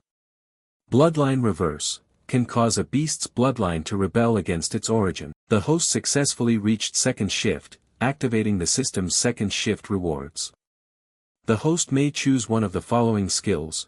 Fusion, can fuse with a tamed beast, massively multiplying base power. B. Spirit Sync, can communicate with wild beasts, increasing their affinity and raising the success rate of contract signing. C. Malicious Resonance, detects creatures with hostile intent within a certain range, including humans, with no cooldown. Lam Han quickly made his choice. These are the new skills after second shift. Lightning Wing, the copy skill. Let me test the power of the new skills. In an instant, the wings propelled him high into the air. Amazing, I can fly. Flying is an advanced skill, normally learned only from high-level skill books. Unexpectedly, he unlocked it immediately upon reaching second shift. Beast Tamer really lives up to being a hidden vocation. And the copy skill, so I can copy and use all a beast's skills. Even if it's only for 5 minutes, used at the right moment it could decide the outcome of a battle. Not bad. Next was choosing the level up reward. Fusion looks pretty cool, Spirit Sync is also very useful in combat. But in terms of practicality, malicious resonance can detect hostile intent nearby, like an automatic alarm. If I had this skill earlier I would have wiped out those mercenaries, not given them a chance to ambush us. The system prompted, "Would you like to choose malicious resonance?" Lam Han immediately confirmed. This is the skill. Skill acquired, malicious resonance. After finishing everything, he stretched and yawned. A new notification appeared. What? A new mission already? But on second thought it made sense. After second shift, I should find a second tamed beast to contract with, and test the bloodline reverse's effectiveness. A mission notification appeared. The host has successfully advanced to third shift beast taming scholar. Activated mission, capture a tamed beast yourself and sign a contract. Mission reward, 500 beast taming points. Lam Han analyzed, I'm indeed strong in one-on-one fights, but my area of effect attack is somewhat lacking. Lightning-type attacks are powerful in that regard. If I get a lightning-tamed beast, it will certainly make up for that weakness. Looks like it's time to pay Uncle Dain a visit. Sell the spoils and also ask for some information while I'm at it. In the VIP room of the exchange, Dain Bien Ha gaped at the pile of treasures Lam Han brought. Little lamb, what kind of treasure did you just unearth? Behind Lam Han sat a small mountain sparkling with golden light. Lam Han smiled and replied, I just met a very kind group of people who gave me quite a few treasures. I'll sell these items, please help me inventory them, Uncle Dain. Dain Bien Ha immediately ordered his staff, what are you standing there for? Go inventory the items and appraise them. Lam Han was secretly pleased. Although the lightning-bright beast dropped a fair amount of treasure, it couldn't compare to the fortune the mercenaries had accumulated.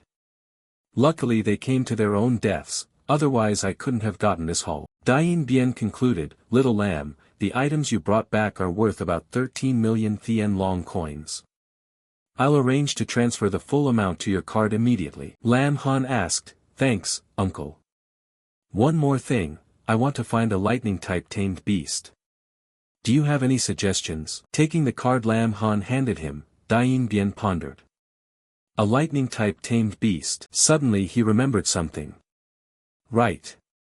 I heard a few days ago, in Wuchao City, a lightning bird of extremely high quality appeared in the Thunder Forest. That lightning bird may carry an ancient bloodline, but everyone who tried to catch it returned empty-handed. Lam Han said excitedly, a lightning bird with an ancient bloodline? That perfectly fits my needs. Uncle Dain, any other information? Dain Bien signaled for a staff member to bring an item up.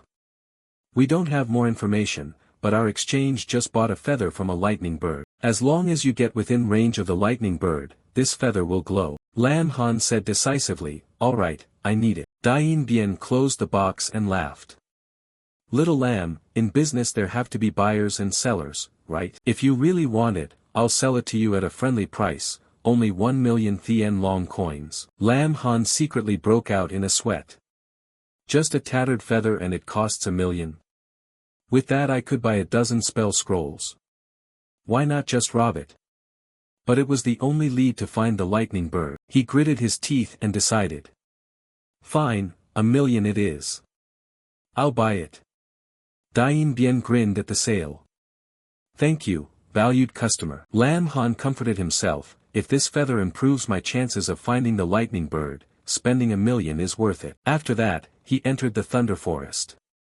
This area is home to thunderclap leopards and also serves as a leveling zone for bronze and silver players, recommended levels ranging from 10 to 20. Lam Han recalled Dain Bien's warning.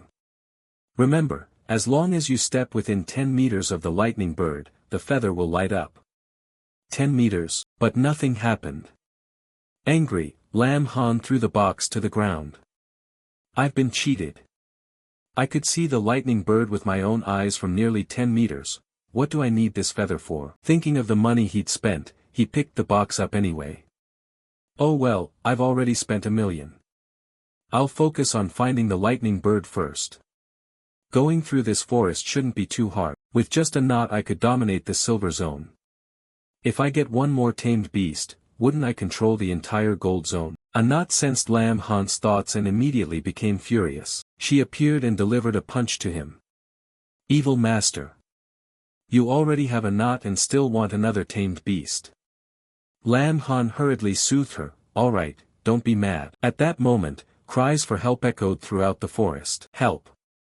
A girl was being chased by a pack of ferocious beasts. The beast behind her was a level 19 thunderclap leopard. The girl's name was Tame, level 10, vocation pursuit grandmaster. She thought to herself, no. If this continues I'll be caught. At that moment, her foot caught on a fallen branch. Tame tumbled forward. Damn it, the thunderclap leopard lunged in right behind her, ready to pounce. Tame squeezed her eyes shut in despair. This time I'm dead for sure, but the pain she expected never came. She slowly opened her eyes. I'm alive. What is that sound? Lam Han had activated multiple skills in succession, recovery. Heavenly Horn Thought. Frenzied Brutal Strike. A direct attack that knocked the thunderclap leopard back. Tame gaped in astonishment. What just happened? Lam Han stepped forward and asked, are you alright? Tame replied, I'm fine. Inside she was shaken. One strike sent the thunderclap leopard flying. Who exactly is this person? She warned anxiously, the thunderclap leopard isn't that easy to deal with. Let's take this chance to run. Lam Han remained calm. You mean that big cat? Don't worry, someone will handle it. A knot instantly reverted to her heavenly horn thought form. Her body rapidly enlarged, becoming gigantic, and she charged at the thunderclap leopard. With a single bite, she clamped down on the opponent's body. The thunderclap leopard thrashed wildly but couldn't free itself. Lam Han watched from a distance. I didn't expect that when a knot uses iron bone in heavenly horn thought form her body can enlarge even more. In that state, a knot looked like a real ferocious beast. Tame was terrified. Another ferocious beast. Lam Han reached out toward her. Are you hurt? Can you stand up? The moment Tame grabbed his hand she immediately pulled him and ran. That little ant can restrain a thunderclap leopard, it's at least a level 20 beast. Hurry! Before it notices us, run. Just then, the thunderous body of the thunderclap leopard fell heavily to the ground, blocking the two of them. A knot snarled fiercely, who dares kidnap my master? Tame stammered, no, this is bad. Lam Han smiled and interrupted, a knot, well done. He gently patted her head. I'll reward you when we get home. Tame gaped, unable to believe her eyes. What's going on? A knot quickly shrank back down to her original form. Lam Han introduced himself, let me introduce myself. My name is Lam Han, vocation Beast Tamer. She's my tamed beast, you don't need to be afraid. Tame suddenly remembered. I've heard about you before. She exclaimed in surprise. According to legend, in the neighboring city someone awakened the hidden vocation Beast Tamer. It turns out it's you. Lam Han replied modestly, it's just rumors, nothing legendary. She asked curiously, aren't beast tamers supposed to rely on their beasts to fight? How are you strong enough to hit like that with your bare hands? And what kind of ant is that? How could it bite a thunderclap leopard to death? A knot looked annoyed at being stared at. She immediately used her signature move, a knot hammerhead, ramming Tame forehead. A bump instantly rose on Tame head, even smoking. Lam Han hurriedly soothed her. Okay, a knot, don't be mad. A knot angrily said, don't come near my master. Lam Han asked puzzled, you don't seem very strong, so why do you dare go into dangerous places like that? She introduced herself, my name is Tame. I came here for a second shift mission, but my luck was terrible and I got assigned a 4-star task. What about you? What are you doing here? Lam Han didn't hide it. I heard there's a lightning bird in the thunder forest. That's my target. Tame smiled. What a coincidence. You want to find a ferocious beast. Conveniently, my vocation is Pursuit Grandmaster. Consider this my thanks for saving me, I'll help you. Lam Han was secretly pleased. Pursuit Grandmasters may not be strong in combat, but their tracking ability is outstanding. She can definitely help me. He happily agreed. Then I'll have to rely on you for this task. Tame replied confidently, no problem, leave it to me. However, my ability has limits. If we have an item from the lightning bird, locating it will be much easier. Lam Han took out the feather. I have a feather, see if it works. Neem Vi was astonished. A lightning bird feather. I recall these sell for absurd prices on the black market. This feather is very well preserved and can definitely be used to pinpoint the lightning bird's direction. However, if I use my skill the feather might be damaged. If you plan to sell it for money then. Lam Han wasn't concerned. Don't worry. To me this item is just baggage, it's fine if it gets damaged. Neem Vi exhaled in relief. Then that's settled. She immediately activated her tracking skill, pursuit technique, object tracking. Neem Vi's eyes seemed able to pierce through space. A beam of light shot forward from the feather. She announced excitedly, I've found the lightning bird's direction. It's located, just follow this light and we'll find it. Lam Han said eagerly, okay, let's set out. The two immediately followed the direction the light indicated. Suddenly Lam Han held Neem Vi back. Wait. There are beasts ahead, and quite a few of them.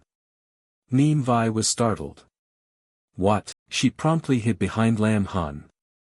What should we do? Should we go around? A knot, perched on Lam Han's shoulder, saw Neem Virgin Islands close to her master, and instantly became alert. She jumped down and charged straight ahead.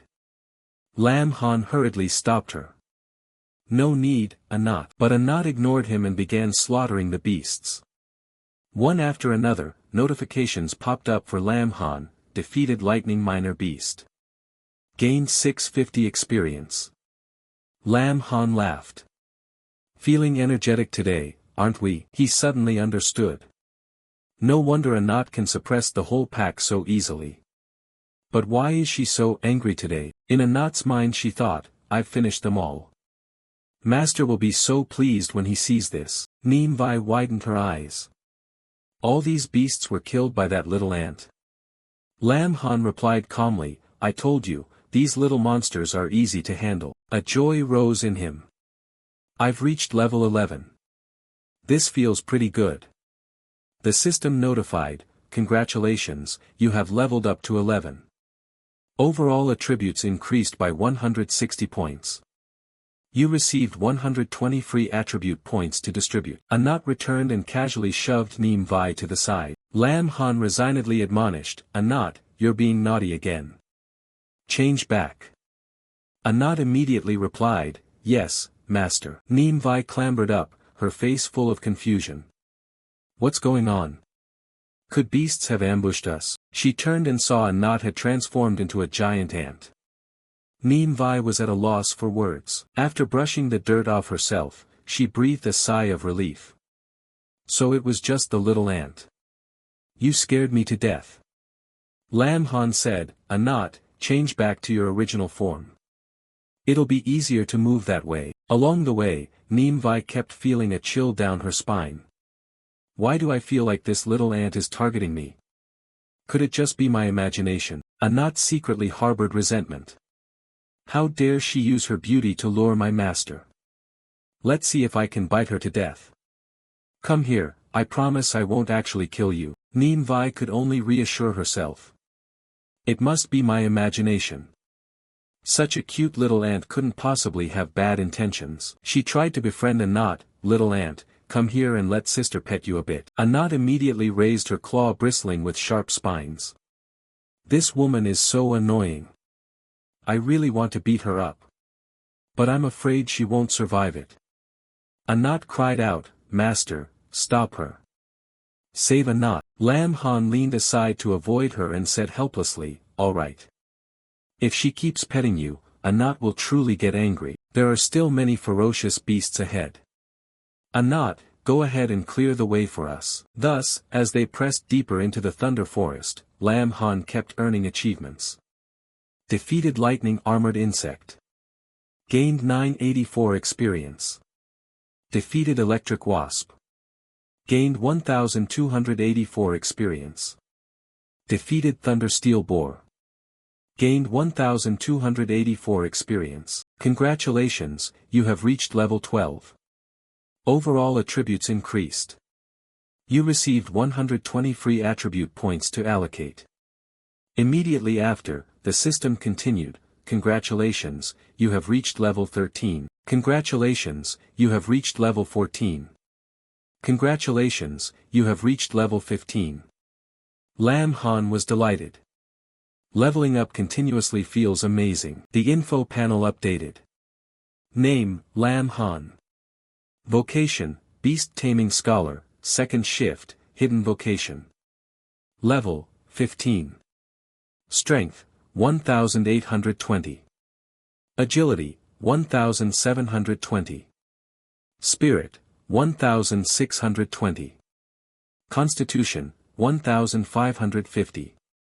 Equipment, none. Skills, Life Bond Contract LV1, Beast Space LV1, Summon Beast LV1, Malicious Resonance LV1, Lightning Wing LV1, Skill Copy LV1, Attribute Points, free to allocate. Lam Han calculated inwardly, in such a short time I've reached level 15. It won't be long before I need to take the third shift mission. Meanwhile, Anat had also leveled up. Name, Anat, Race, Heavenly Horn Ant Bloodline, Ancient 10 Fierce. Level, 18. Strength, 2700. Agility, 2300. Spirit, 2200. Constitution, 3000. Lam Han smiled and praised, "Anat, you've worked hard along the way." Neem Vi forced a smile. It wasn't just hard work. Before them lay countless carcasses of ferocious beasts.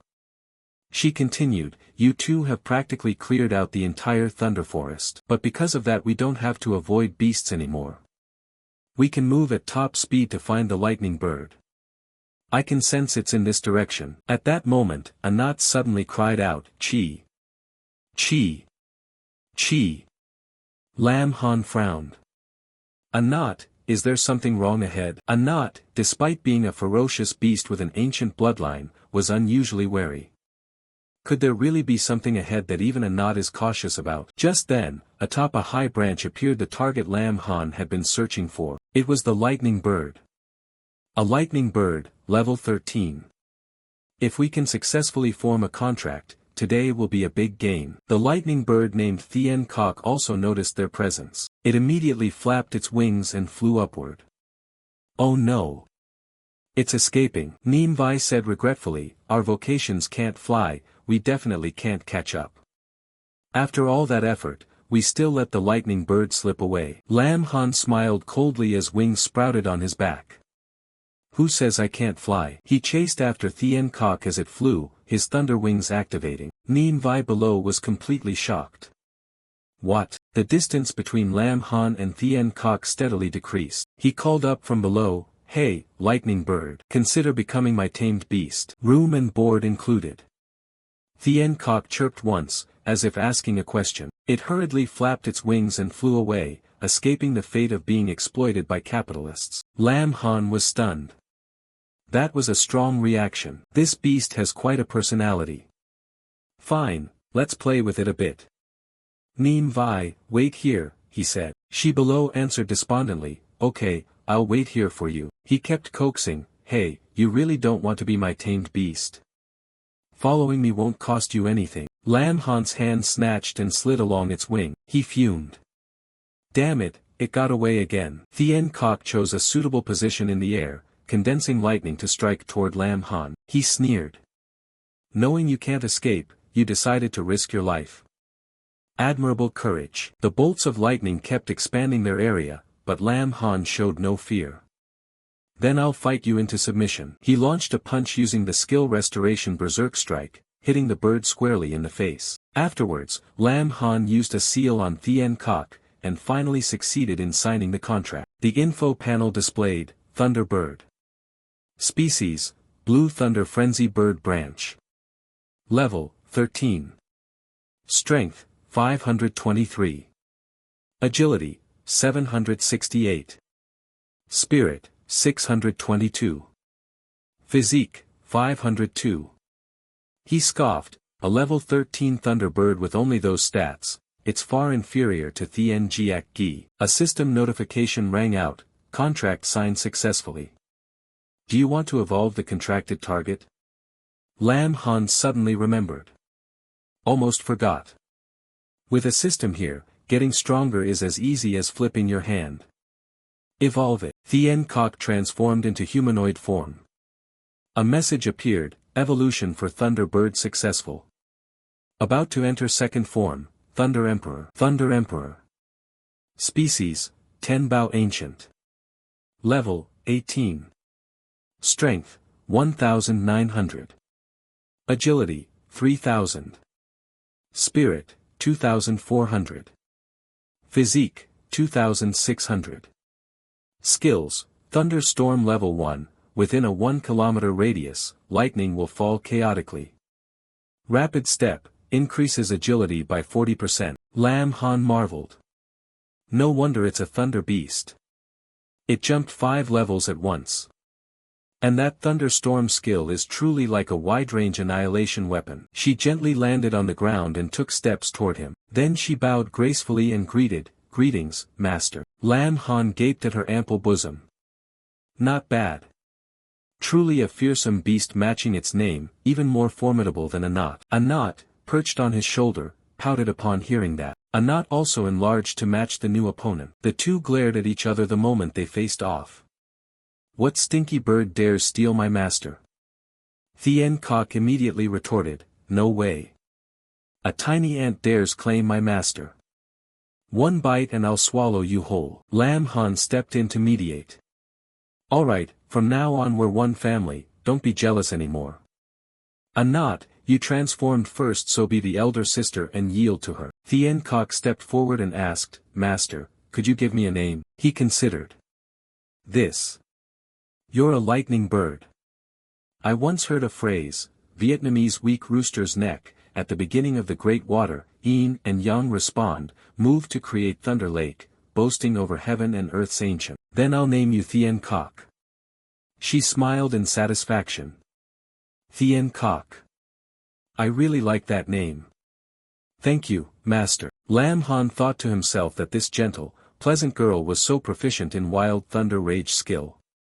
He wished he could test her power once. Now was precisely the opportunity for the Thunder Bird to display its full strength. At the same time, Neem Vi sat in a corner, feeling as if the whole world had forgotten her. Where did Lam Han go? When will he come back? After returning, she asked, Lam Han, do you really want to help me complete the 4-star mission? But my target is to hunt the leader here, the difficulty is too high. Maybe we should forget it. He replied, you help me find the Thunder Bird, I'll help you complete the second transfer mission, that's only fair. Besides, I want to take this chance to test the Thunder Bird's power. Go up, Thien Kok, show me exactly how powerful you are. Thien Kok flapped her wings and flew high, her wings emitting streaks of lightning. Her body took humanoid form, piercing through the thick layers of dark clouds. Thien Kok loudly summoned thunder and lightning to strike down. In the sky, a whirlwind of electric storm gradually condensed. The level 7 and level 8 man tribesman and the level 9 man leader looked up at the sky in astonishment. Lam Han sighed to himself, the monsters here are too low level. If Thien Kok's thunder rage strikes down, I'll have to kneel and beg them not to die. Lam Han instructed, Thien Kok, feel free to unleash yourself, just don't kill the man leader. Neem Vi squinted up at the sky. There are so many lightning strikes up there. Where is that bird? Why can't I see it clearly? Thien Kok was extremely excited to be allowed to go all out. At your command, master. A heavenly bolt of lightning from the center of the sky descended upon the tribe below. She also followed the lightning and plunged straight down, while the man leader drew his bow and fired at the intruder. Thien Kok closed in on the enemy with extreme speed. At the same moment, the heavenly lightning struck his body from above. Neem Vi worriedly said, the Thunder Bird has acted. With so many enemies, who knows how long this will take. Should we go help? But as soon as she popped her head up to assess the situation, she gasped in horror. Before her, Thien Kok stood atop the corpse of the man leader, the very leader they needed to eliminate. Already captured him? Lam Han nodded in praise. Well done, Thien Kok. He handed Neem Vi a dagger. Finish him off. Your mission will be considered complete. Her hand trembled as she gripped the dagger's hilt. I know. Neem Vi killed the man leader, completing the mission. She turned to thank Lam Han. Thank you. Thanks to you I was able to complete the mission. My home is in this area, and now the main task is done. Would you like to take a walk with me in Wuchao City? He turned to leave. No need for formalities. You helped me find the Thunderbird. If fate allows, we'll meet again. Ninvai silently prayed, Lam Han, I hope one day we meet again. Lam Han was pleased with today's results. In just half a day, he had tamed a second ferocious beast. I'm really lucky. Next I need to plan the leveling route. Just then, his phone rang. Lam Han was surprised to see the caller's name. Long Thien Kyo is calling me now. Could it be something important? He answered. Long Thien Kyo, what's up? If it's to invite me to eat, I'll come find you right away. Thien Kyo immediately denied it. Not about eating. I have something important to tell you. Little lamb, have you ever heard of the Illusory Realm? The Illusory Realm is a simulated environment established by the Imperial Army. There they can simulate all kinds of battlefields, and also create various ferocious beasts for awakened people to fight. Although it cannot increase experience points, the place can be used to train skills and techniques. In a private room when they met again, Thien Kyo continued, so many people fight tooth and nail for a spot there. I asked my father to secure a place for you. Lam Han calculated inwardly. Thien Cox and Anat's solo combat abilities were indeed strong, but their team coordination was still uncertain. This was the perfect opportunity for the two to train in the Illusory Realm. He unconsciously imagined the two of them coordinating together. Little sister, we must serve our master well. Big sister, we must serve our master well. Just imagining that made Lam Han nosebleed. Wait until they coordinate better, then we'll think about it. Thien Kyo reminded him, little lamb, I've sent the address to your phone. Drop by to try it when you have time. Lam Han replied bashfully, sorry to trouble you again. Your family has helped me a lot these past years. Thien Kyo waved his hand. We're like family.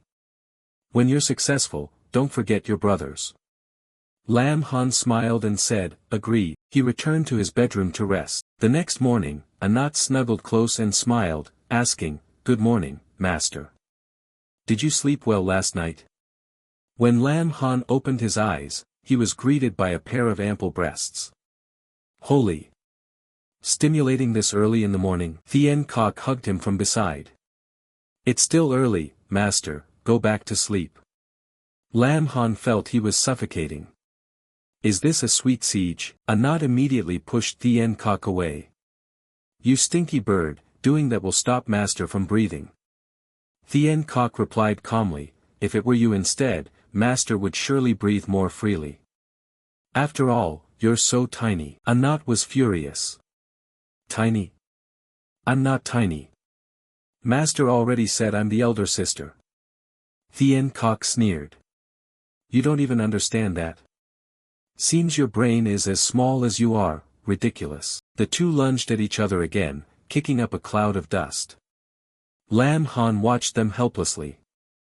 Though they looked like mature older sisters, their personalities were childish. Looks like I need to schedule coordination training for you two right away. At the Illusory Realm Experience Center, the receptionist led him into a briefing room. Mr. Lam, your identity has been successfully verified.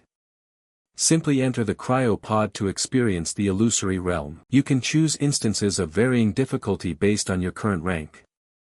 If you break an instance record, you'll receive a reward. Lam Han thought to himself, since it's a military reward, it probably won't be too stingy. After he lay in the cryopod, the attendant smiled and said, have a pleasant experience. An info panel appeared, checking user. Identity verification successful. Name, Lam Han. Profession, Beastmaster Scholar, second transfer. Rank, 15. Recommended instance, Silver-White tier. Proceed into the Silver-White instance. Lam Han chose agree.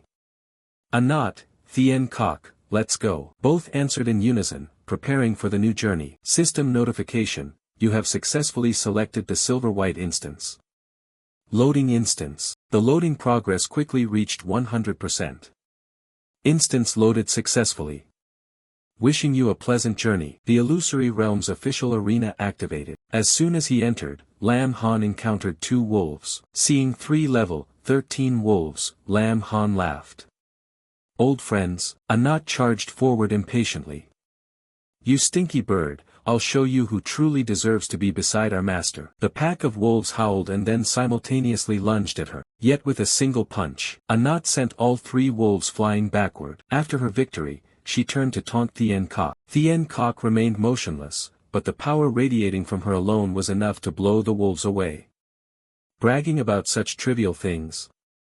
Little ant, you're truly naive. Lightning began to gather in Thien Kok's hands. Let me show you what true power looks like. In an instant, the wolves were engulfed by the lightning. Seeing the 2 about to fight, Lam Han hurriedly stepped in to mediate. We're all family. Love and harmony among each other. Anat snapped irritably, Master, sorry. Anat would never want to be close to this stinky bird. Thien Kok replied coldly, I don't like you either. Different species can't really get along. While the 2 were still arguing, Lam Han alone had to face the pack of wolves charging at them. These 2 girls really have big personalities. Irritated, he threw a punch at the wolf pack. So even you lot are bullying me, huh? Seeing that, Anat and Thien Kok stopped squabbling and rushed over. Master, are you hurt? Thien Kok bowed her head in self-reproach. Sorry, Master. It's all because I didn't protect you well. Both were deeply remorseful. It's because we were too busy vying for favor that we forgot the Master's safety. After that, they decided to face the battle seriously. At that moment, the next wave of wolves appeared, all level 20. System announcement, warning. The 3rd wave of ferocious beasts is approaching. This machine will not cause physical harm to the user, but it will transmit pain sensations at a 1-to-1 ratio. If you feel you cannot continue, please stop the training immediately. Lam Han was very pleased. At this difficulty, even some rare frontline classes might struggle to cope. But it's just what I wanted. The biggest weakness of a Beastmaster is that their own combat strength isn't strong enough. Another reason I came to the illusory realm is to make up for that weakness. Lam Han threw a fist straight into a wolf's face. It was sent flying a long distance, howling in pain. Anat and Thien Kok stood behind, eyes full of admiration. Master is so skilled, Lam Han said with satisfaction, not bad. Worth funneling all my free attribute points into strength. When the wolves all howled to call their packmates, Lam Han knew the real battle had just begun. Anat, activate enhancement. Thien Kok, activate speed. Anat and Thien Kok immediately coordinated and charged. Although I don't want to fight alongside your stinky bird, this is the Master's order. Thien Kok replied as well, same here. I absolutely will not hinder the Master. Lam Han calmly watched. Let's see whether these Tat Fong Lang Vong can match Anat's strength or outrun Thien Kok's speed. Anat leapt into close combat. You lot, obediently die. Outside the illusory realm experience center, the followers continually fawned over Fong Dung. When Brother Fong's greatsword just rang, the beasts fell at once. His presence is unmatched. It's a pity Hua Din didn't see that. Hope next time Hua can form a team with me. I'd gladly accompany you. Hua Din coldly declined. Sorry, I want to fight alone. Fong Dung thought with interest, this aloof beauty truly is as cold as rumored. Let's see how I can win her over. Just then, the common announcement on the screen startled him. Holy! What are the stats in this room? At this speed are they trying to break the record? The announcement board displayed, silver white tier instance. Current progress, final stage. Experience time, 8 minutes 59 seconds.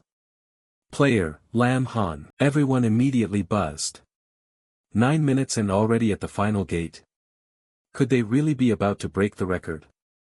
Who is this Lam Han? Is he a disciple secretly sponsored by some powerful family? Hua Din was stunned. Could it be Lam Han, the Beastmaster from our school? Fong Dung immediately sneered. A poor nobody like Lam Han, how would he get a slot in the illusory realm? It's definitely just a namesake. Not long after, the announcement board updated again. Silver white tier instance, new record established. New record, 9 minutes 8 seconds. Record holder, Lam Han. Everyone gaped in shock. 9 minutes and 8 seconds. Did he really break the record?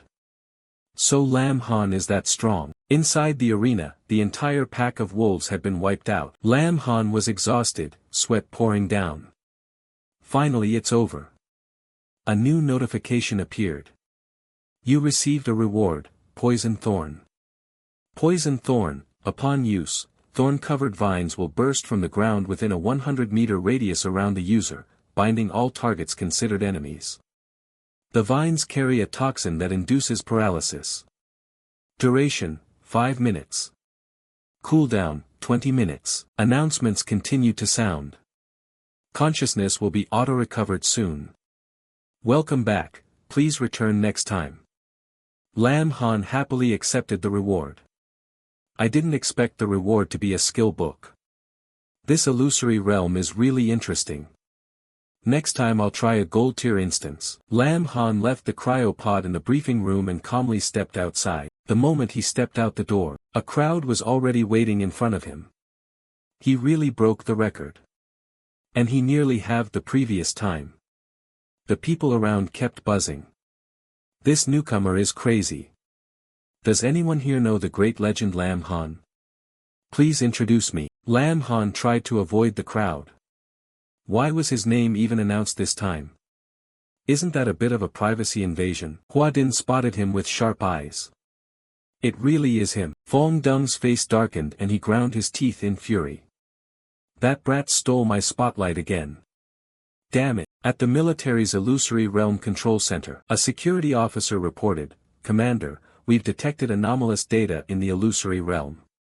A Beastmaster scholar of the second transfer just broke the silver-white instance record. His solo clear time is truly unbelievable.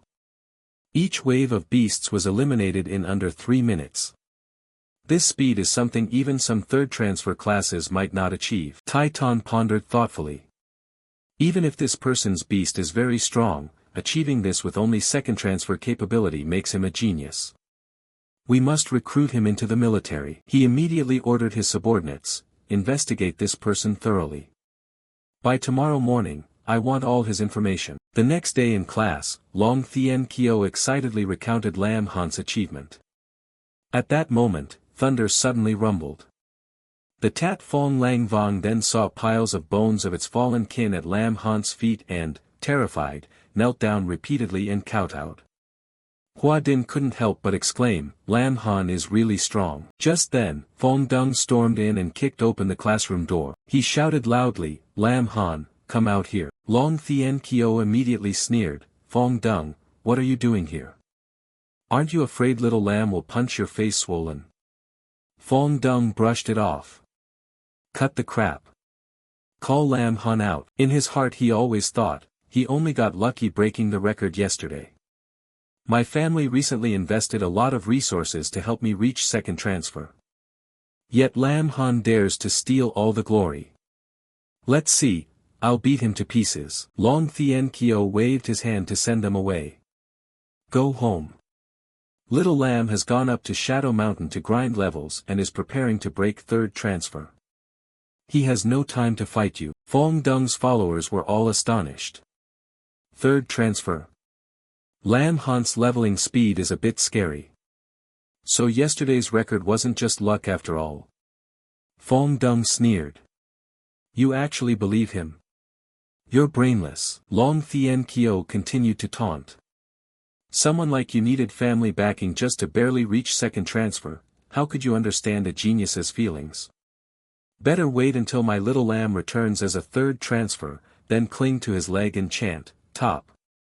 Top. Top. Fong Dung pointed at Long Thien Kyo and shouted, you fat bastard, just wait. He stomped off in anger, thinking to himself, wait until Lam Han returns, I'll deal with both of you trash. On Shadow Mountain, heavenly thunder kept striking down from the sky, sending the ferocious beasts rolling and flailing. Even Lam Han had to admire them. My God, with these two grinding experience like harvesting machines, won't third transfer be as easy as turning your hand? The system kept updating, successfully defeated Tat Fong Lang. Gained 500 experience. Successfully defeated Bao Loi Din. Gained 1000 experience. Successfully defeated Thursday Loi Min. Gained 1000 experience. A knot ran over and hugged Lam Han. Master, a knot killed the most beasts. Aren't I awesome? Lam Han smiled. Good job, a knot. Thien Kok also stepped forward. Master, I just finished counting. I killed more than my sister. Lam Han had to praise them both. Thien Kok, you're great too. A knot immediately flew into a rage. Stinky bird. I counted over and over, I couldn't be wrong. You're definitely lying. Thien Kok sneered. Kid, with your brain you can actually count. Lam Han could only sigh. Alright, stop arguing. He thought to himself, a knot and Thien Kok are getting stronger. The beasts in the silver-white area together aren't even enough to challenge them, let alone increase their strength. Lam Han suggested, how about we go to the gold leveling area to train? The three quickly moved to the gold leveling area. Hiding in the bushes, they observed a pack of level 21 venomous striped lizards. Unexpectedly, we ran into a pack of venomous striped lizards as soon as we arrived. This is a tough nut to crack, perfect for training our strength. Lam Han quickly assigned tactics. A knot draw frontal fire. Thien Kok activate speed, attack from the air. A knot immediately charged. This time I must kill more monsters than Thien Kok. One lizard opened its mouth and spat poison at her. The slime stuck to her and made a knot extremely uncomfortable. Her legs began to wobble and she stepped back. Master. A knot feels unwell. The system immediately warned, Mind of the Heavenly Horn, vitality -80. Status, poisoned with paralysis, continuously losing health for 1 minute. Lam Han's expression changed. This is bad. That poison is causing a knot to lose a lot of blood. Thien Kok immediately used thunderstorm to handle it. Heavenly lightning rained down madly on the area where the venomous striped lizards had gathered. However, the lizards were unfazed. Lam Han quickly realized the problem. Thien Kok's thunderstorm is too random, it's hard to hit the small-bodied venomous striped lizards accurately. We need to find a way to immobilize them first. Lam Han suddenly remembered the skill book he received for breaking the record in the illusory realm. He opened it and read the details. Poison Thorn Type, Skill Book. Quality, Intermediate. Effect when used, within a 100-meter radius around the user, thorn-covered vines will grow from the ground, binding all targets identified as enemies. The vines also apply a paralysis effect. Duration, 5 minutes. Cooldown, 20 minutes. Status, Unlearned. Lam Han quickly understood. Thien Kok's attacks are very strong but hard to hit small targets. If we use a control skill as well, the hit rate will increase greatly. He immediately used the book. The system announced, you have successfully learned the Poison Thorn skill. Lam Han smiled. You venomous striped lizards, your days of carefree freedom are over. He cast Poison Thorn. Thorn-covered vines shot up from beneath the ground, wrapping tightly around the pack of venomous striped lizards. Lam Han shouted, a knot, Thien Kok, go. Clean up the battlefield. Thien Kok responded at once, understood, master. Lightning descended from the sky. The system kept announcing, successfully defeated venomous striped lizard. Gained 1,789 experience ×3. On a knot side good news kept coming through. Master, a knot helped with the monsters too. The system continued, successfully defeated venomous striped lizard. Gained 1,789 experience ×3. Lam Han kept praising them. Not bad, not bad. In no time you've jumped 4 levels. At that moment, the recent fighting drew 2 level 22 sword-toothed tigers. System notification, level increased to 19. All attributes increased. Gained an additional 140 free attribute points to distribute. Lam Han calculated silently. A knot and Thien Kok are about to reach level 20. Once they finish those 2 tigers I'll also hit level 20. He immediately ordered, a knot, Thien Kok, take those 2 tigers down quickly. After a bout of fighting, the 2 sword-toothed tigers were swiftly defeated. System update, Mind of the Heavenly Horn reached level 20. Thunder Emperor reached level 20. Successfully defeated sword-toothed tiger. Gain 2666 experience. Immediately after, the system announced, you have reached level 20. All attributes increased. Gained an additional 140 free attribute points. Next announcement, attention. You have reached the maximum limit that a second transfer can withstand. You need to accept the class transfer quest. Otherwise, you cannot break through the current limit. Before completing the third transfer quest, you will not be able to gain more experience points. Lam Han nodded softly.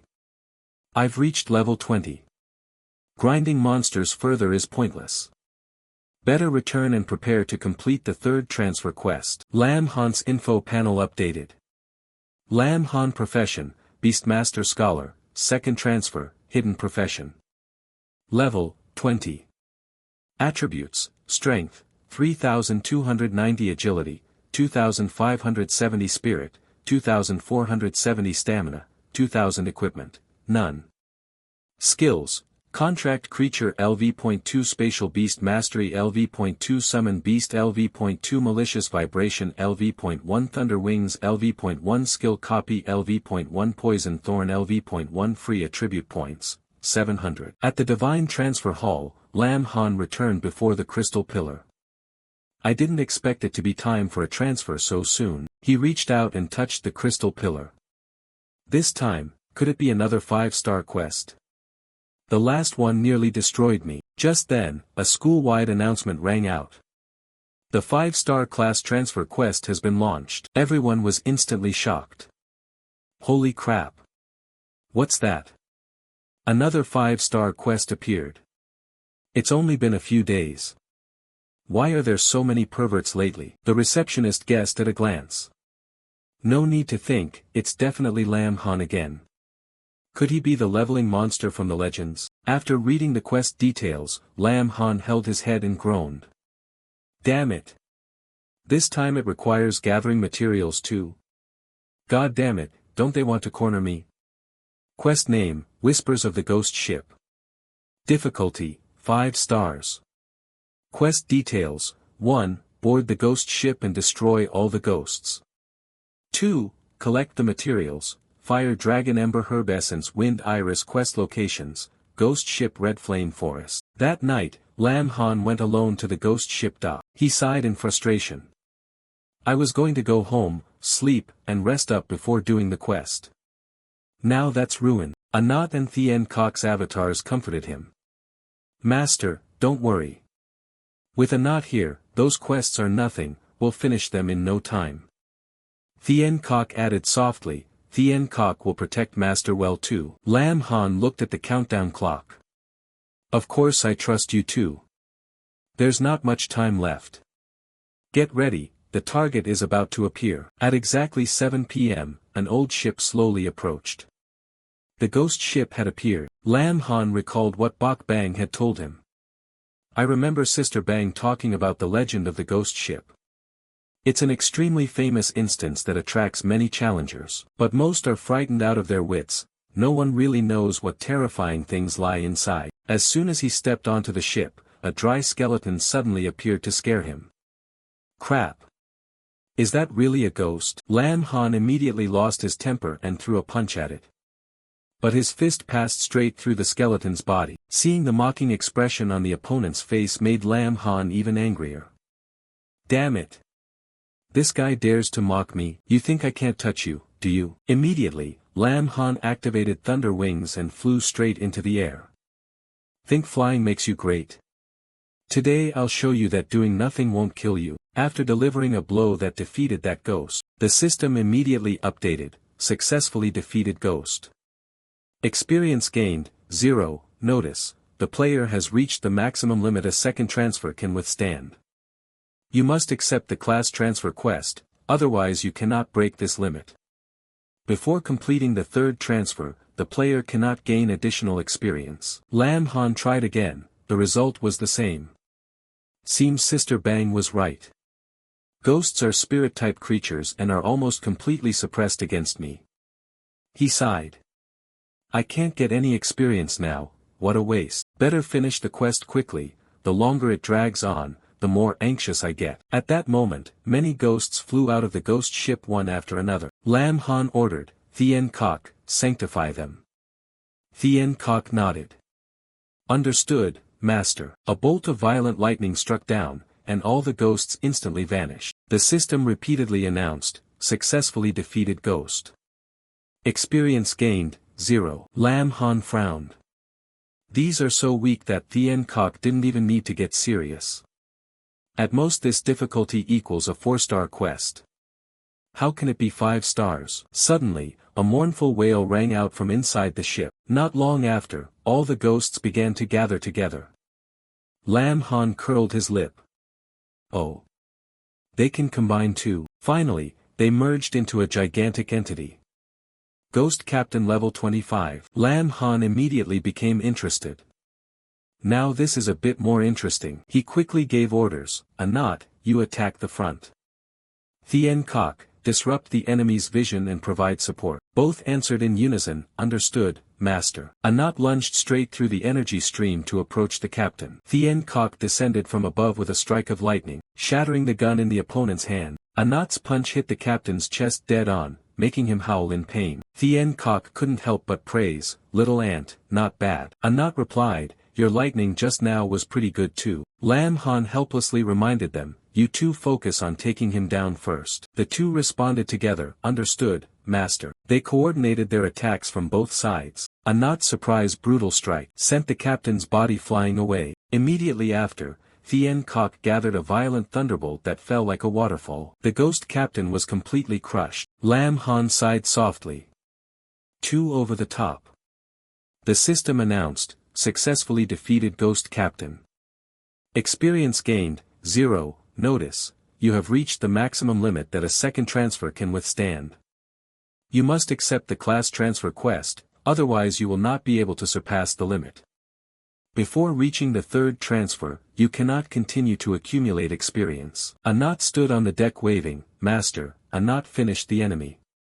Anat is super awesome. He thought with admiration that, as Anat and Thien Kok's first coordinated combat, the result was quite good.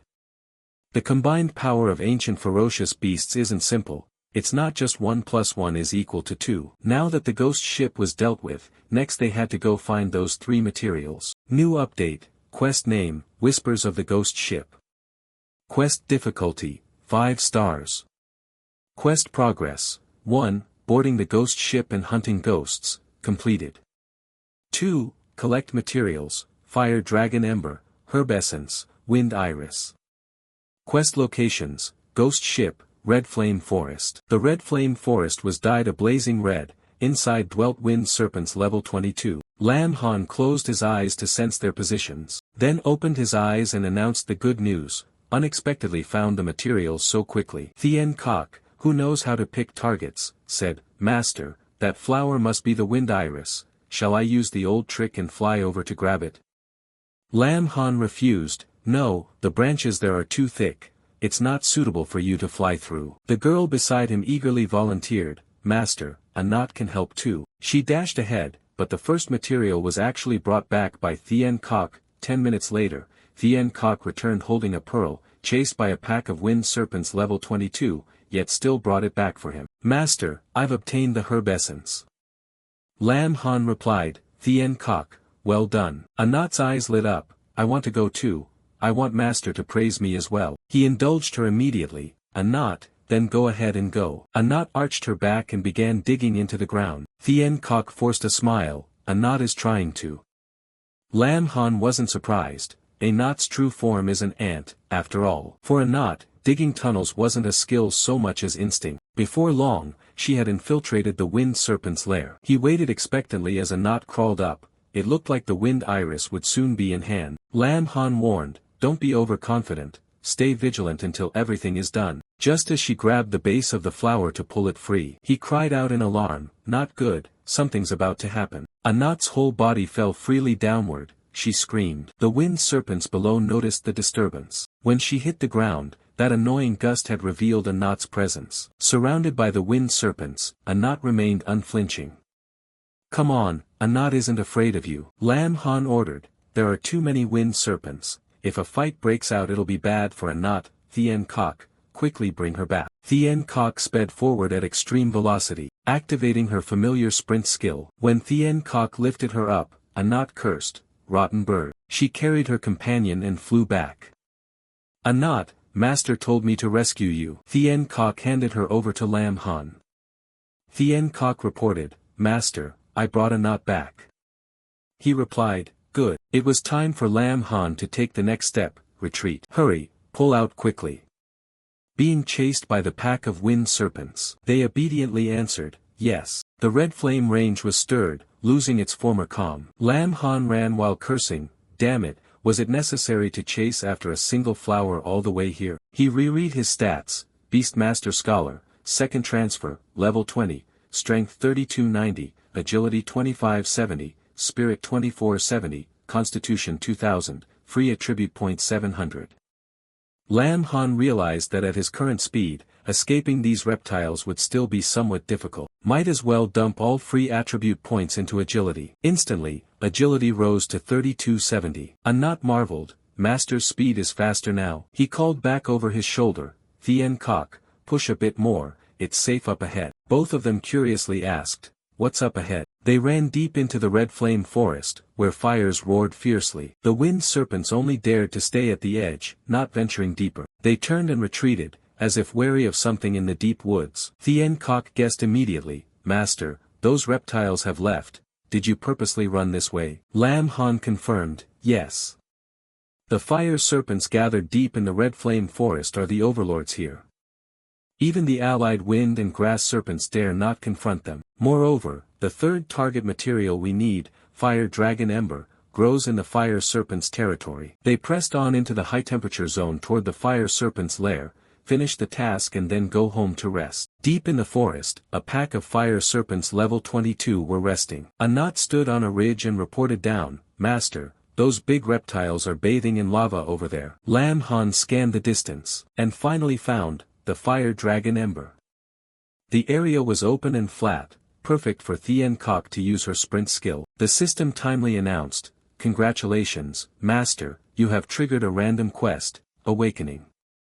Quest objective, wake the sleeping fire serpent leader and defeat it. Reward, 1000 Beastmaster points, which surprised him. Another quest appearing now, the fire serpent leader, apparently there's a much larger one among the pack. The 1000 Beastmaster points are tempting, but being surrounded by the fire serpents would be troublesome. Lam Han divided tasks, first complete the class transfer quest, then figure out how to handle the fire serpent leader. Thien Kok, go fetch the Fire Dragon Ember. When Thien Kok returned holding the Fire Dragon Ember, a knot cheered, rotten bird, you've got it. She handed it to him, Master, got it. Lam Han took it and said, this task really wasn't difficult at all. Not bad, next we need to figure out how to deal with the fire serpent leader. A flash of alertness crossed Lam Han's eyes as he looked toward one direction. By instinct he dodged a dangerous ambush aimed at him. A voice rang out, Kid, you've been pretty lucky. A haughty group appeared opposite, their leader said, give me the Fire Dragon Ember, and I can let you die quickly with less pain. Lam Han demanded, who are you? You open your mouth and demand my stuff, on what basis? The other side replied, because I'm with the Arcane Association, unlike lowlifes like you. My future is boundless.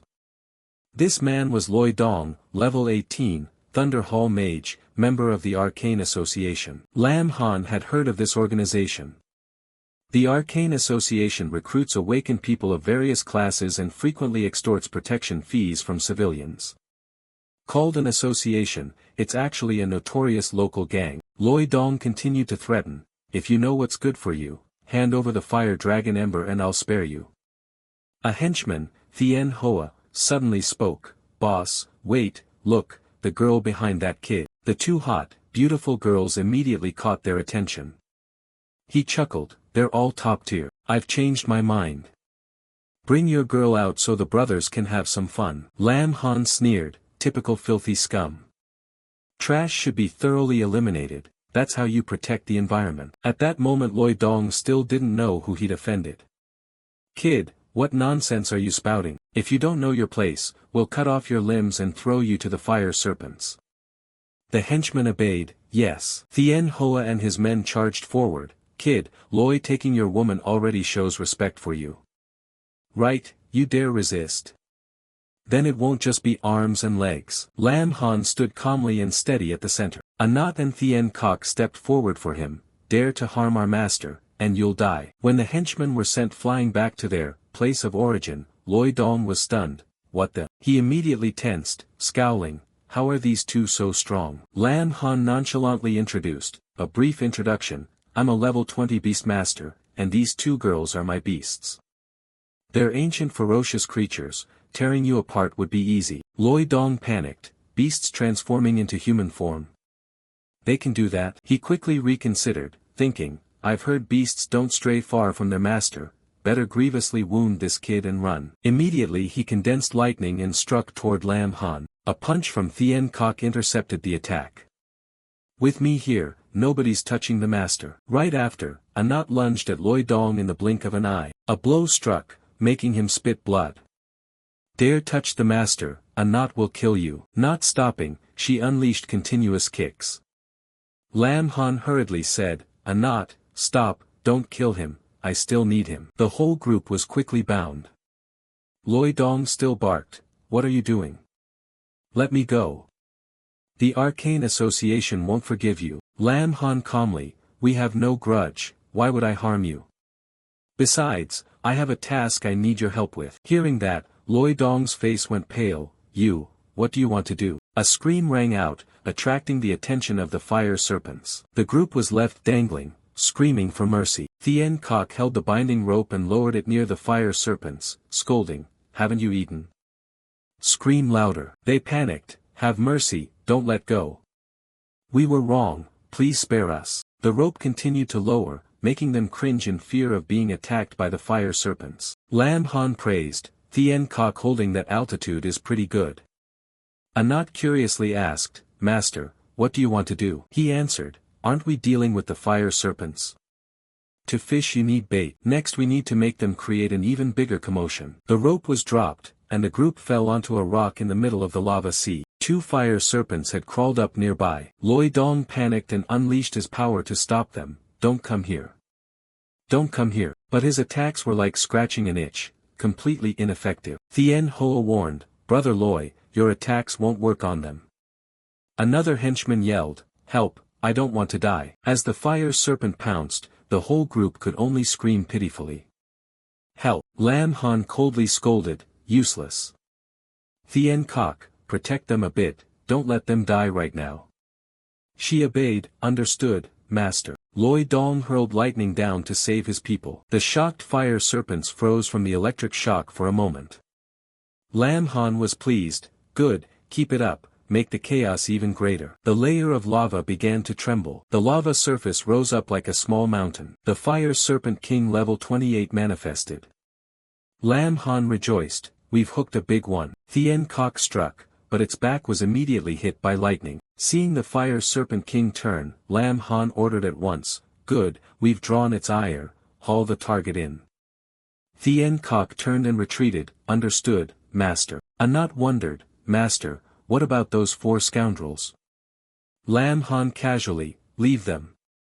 With that strength, they'll soon be dealt with by the fire serpents. Those practiced killers and thieves, if the fire serpents don't kill them, I'll handle them myself. Now prioritize finishing the task. Anat immediately charged in, understood. She unleashed her most violent ultimate strike, a palm slammed hard into the fire serpent king's body. Lam Han cheered, good, Anat, keep it suppressed. She continued with chained kicks to the giant beast's head. Lam Han called to Thien Kok, follow up, don't give it any time to breathe. Thien Kok shot lightning into the wound just made. Understood, Master. Lam Han assessed, although the fire serpent king is higher level, with Anat and Thien Kok's coordination, we can gradually defeat it. Suddenly a terrifying roar rang out, forcing him to cover his ears. It became enraged and hurled both of them away. Immediately after, a massive fireball shot straight toward them. Lam Han panicked, this is bad. Anat, Thien Kok, get out of the way. Thien Kok instantly used its body to shield Anat. The flames erupted fiercely, but both managed to escape to a safe area. Her feet hit the ground from exhaustion. Seeing Thien Kok collapse, Lam Han hurried over and asked, Thien Kok, are you alright? Anat was also very concerned. He sadly looked at the bleeding wound on her shoulder. Thien Kok and Anat were only level 20, an 8-level gap is not easily bridged. The quest is important, but if Thien Kok or Anat are endangered here, it would be a huge loss. Nevertheless, Thien Kok persisted, Master, I can still continue. The Master must be doing something very important, we can't give up easily. Besides, if we retreat now the Fire Serpent King will pursue us. Anat agreed, the great bird is right. Besides, the Master's matter is my matter. I must help the Master fulfill his wish. Both charged toward the Fire Serpent King. Rest assured, Master, we will help you complete the mission. Yes, Anat and the great bird will do their best. Lam Han was moved. He hadn't expected them to value him so much and always worry about his safety. That made him plan even more carefully, he couldn't let them be harmed. The Fire Serpent King's body was enormous and its defense extremely strong.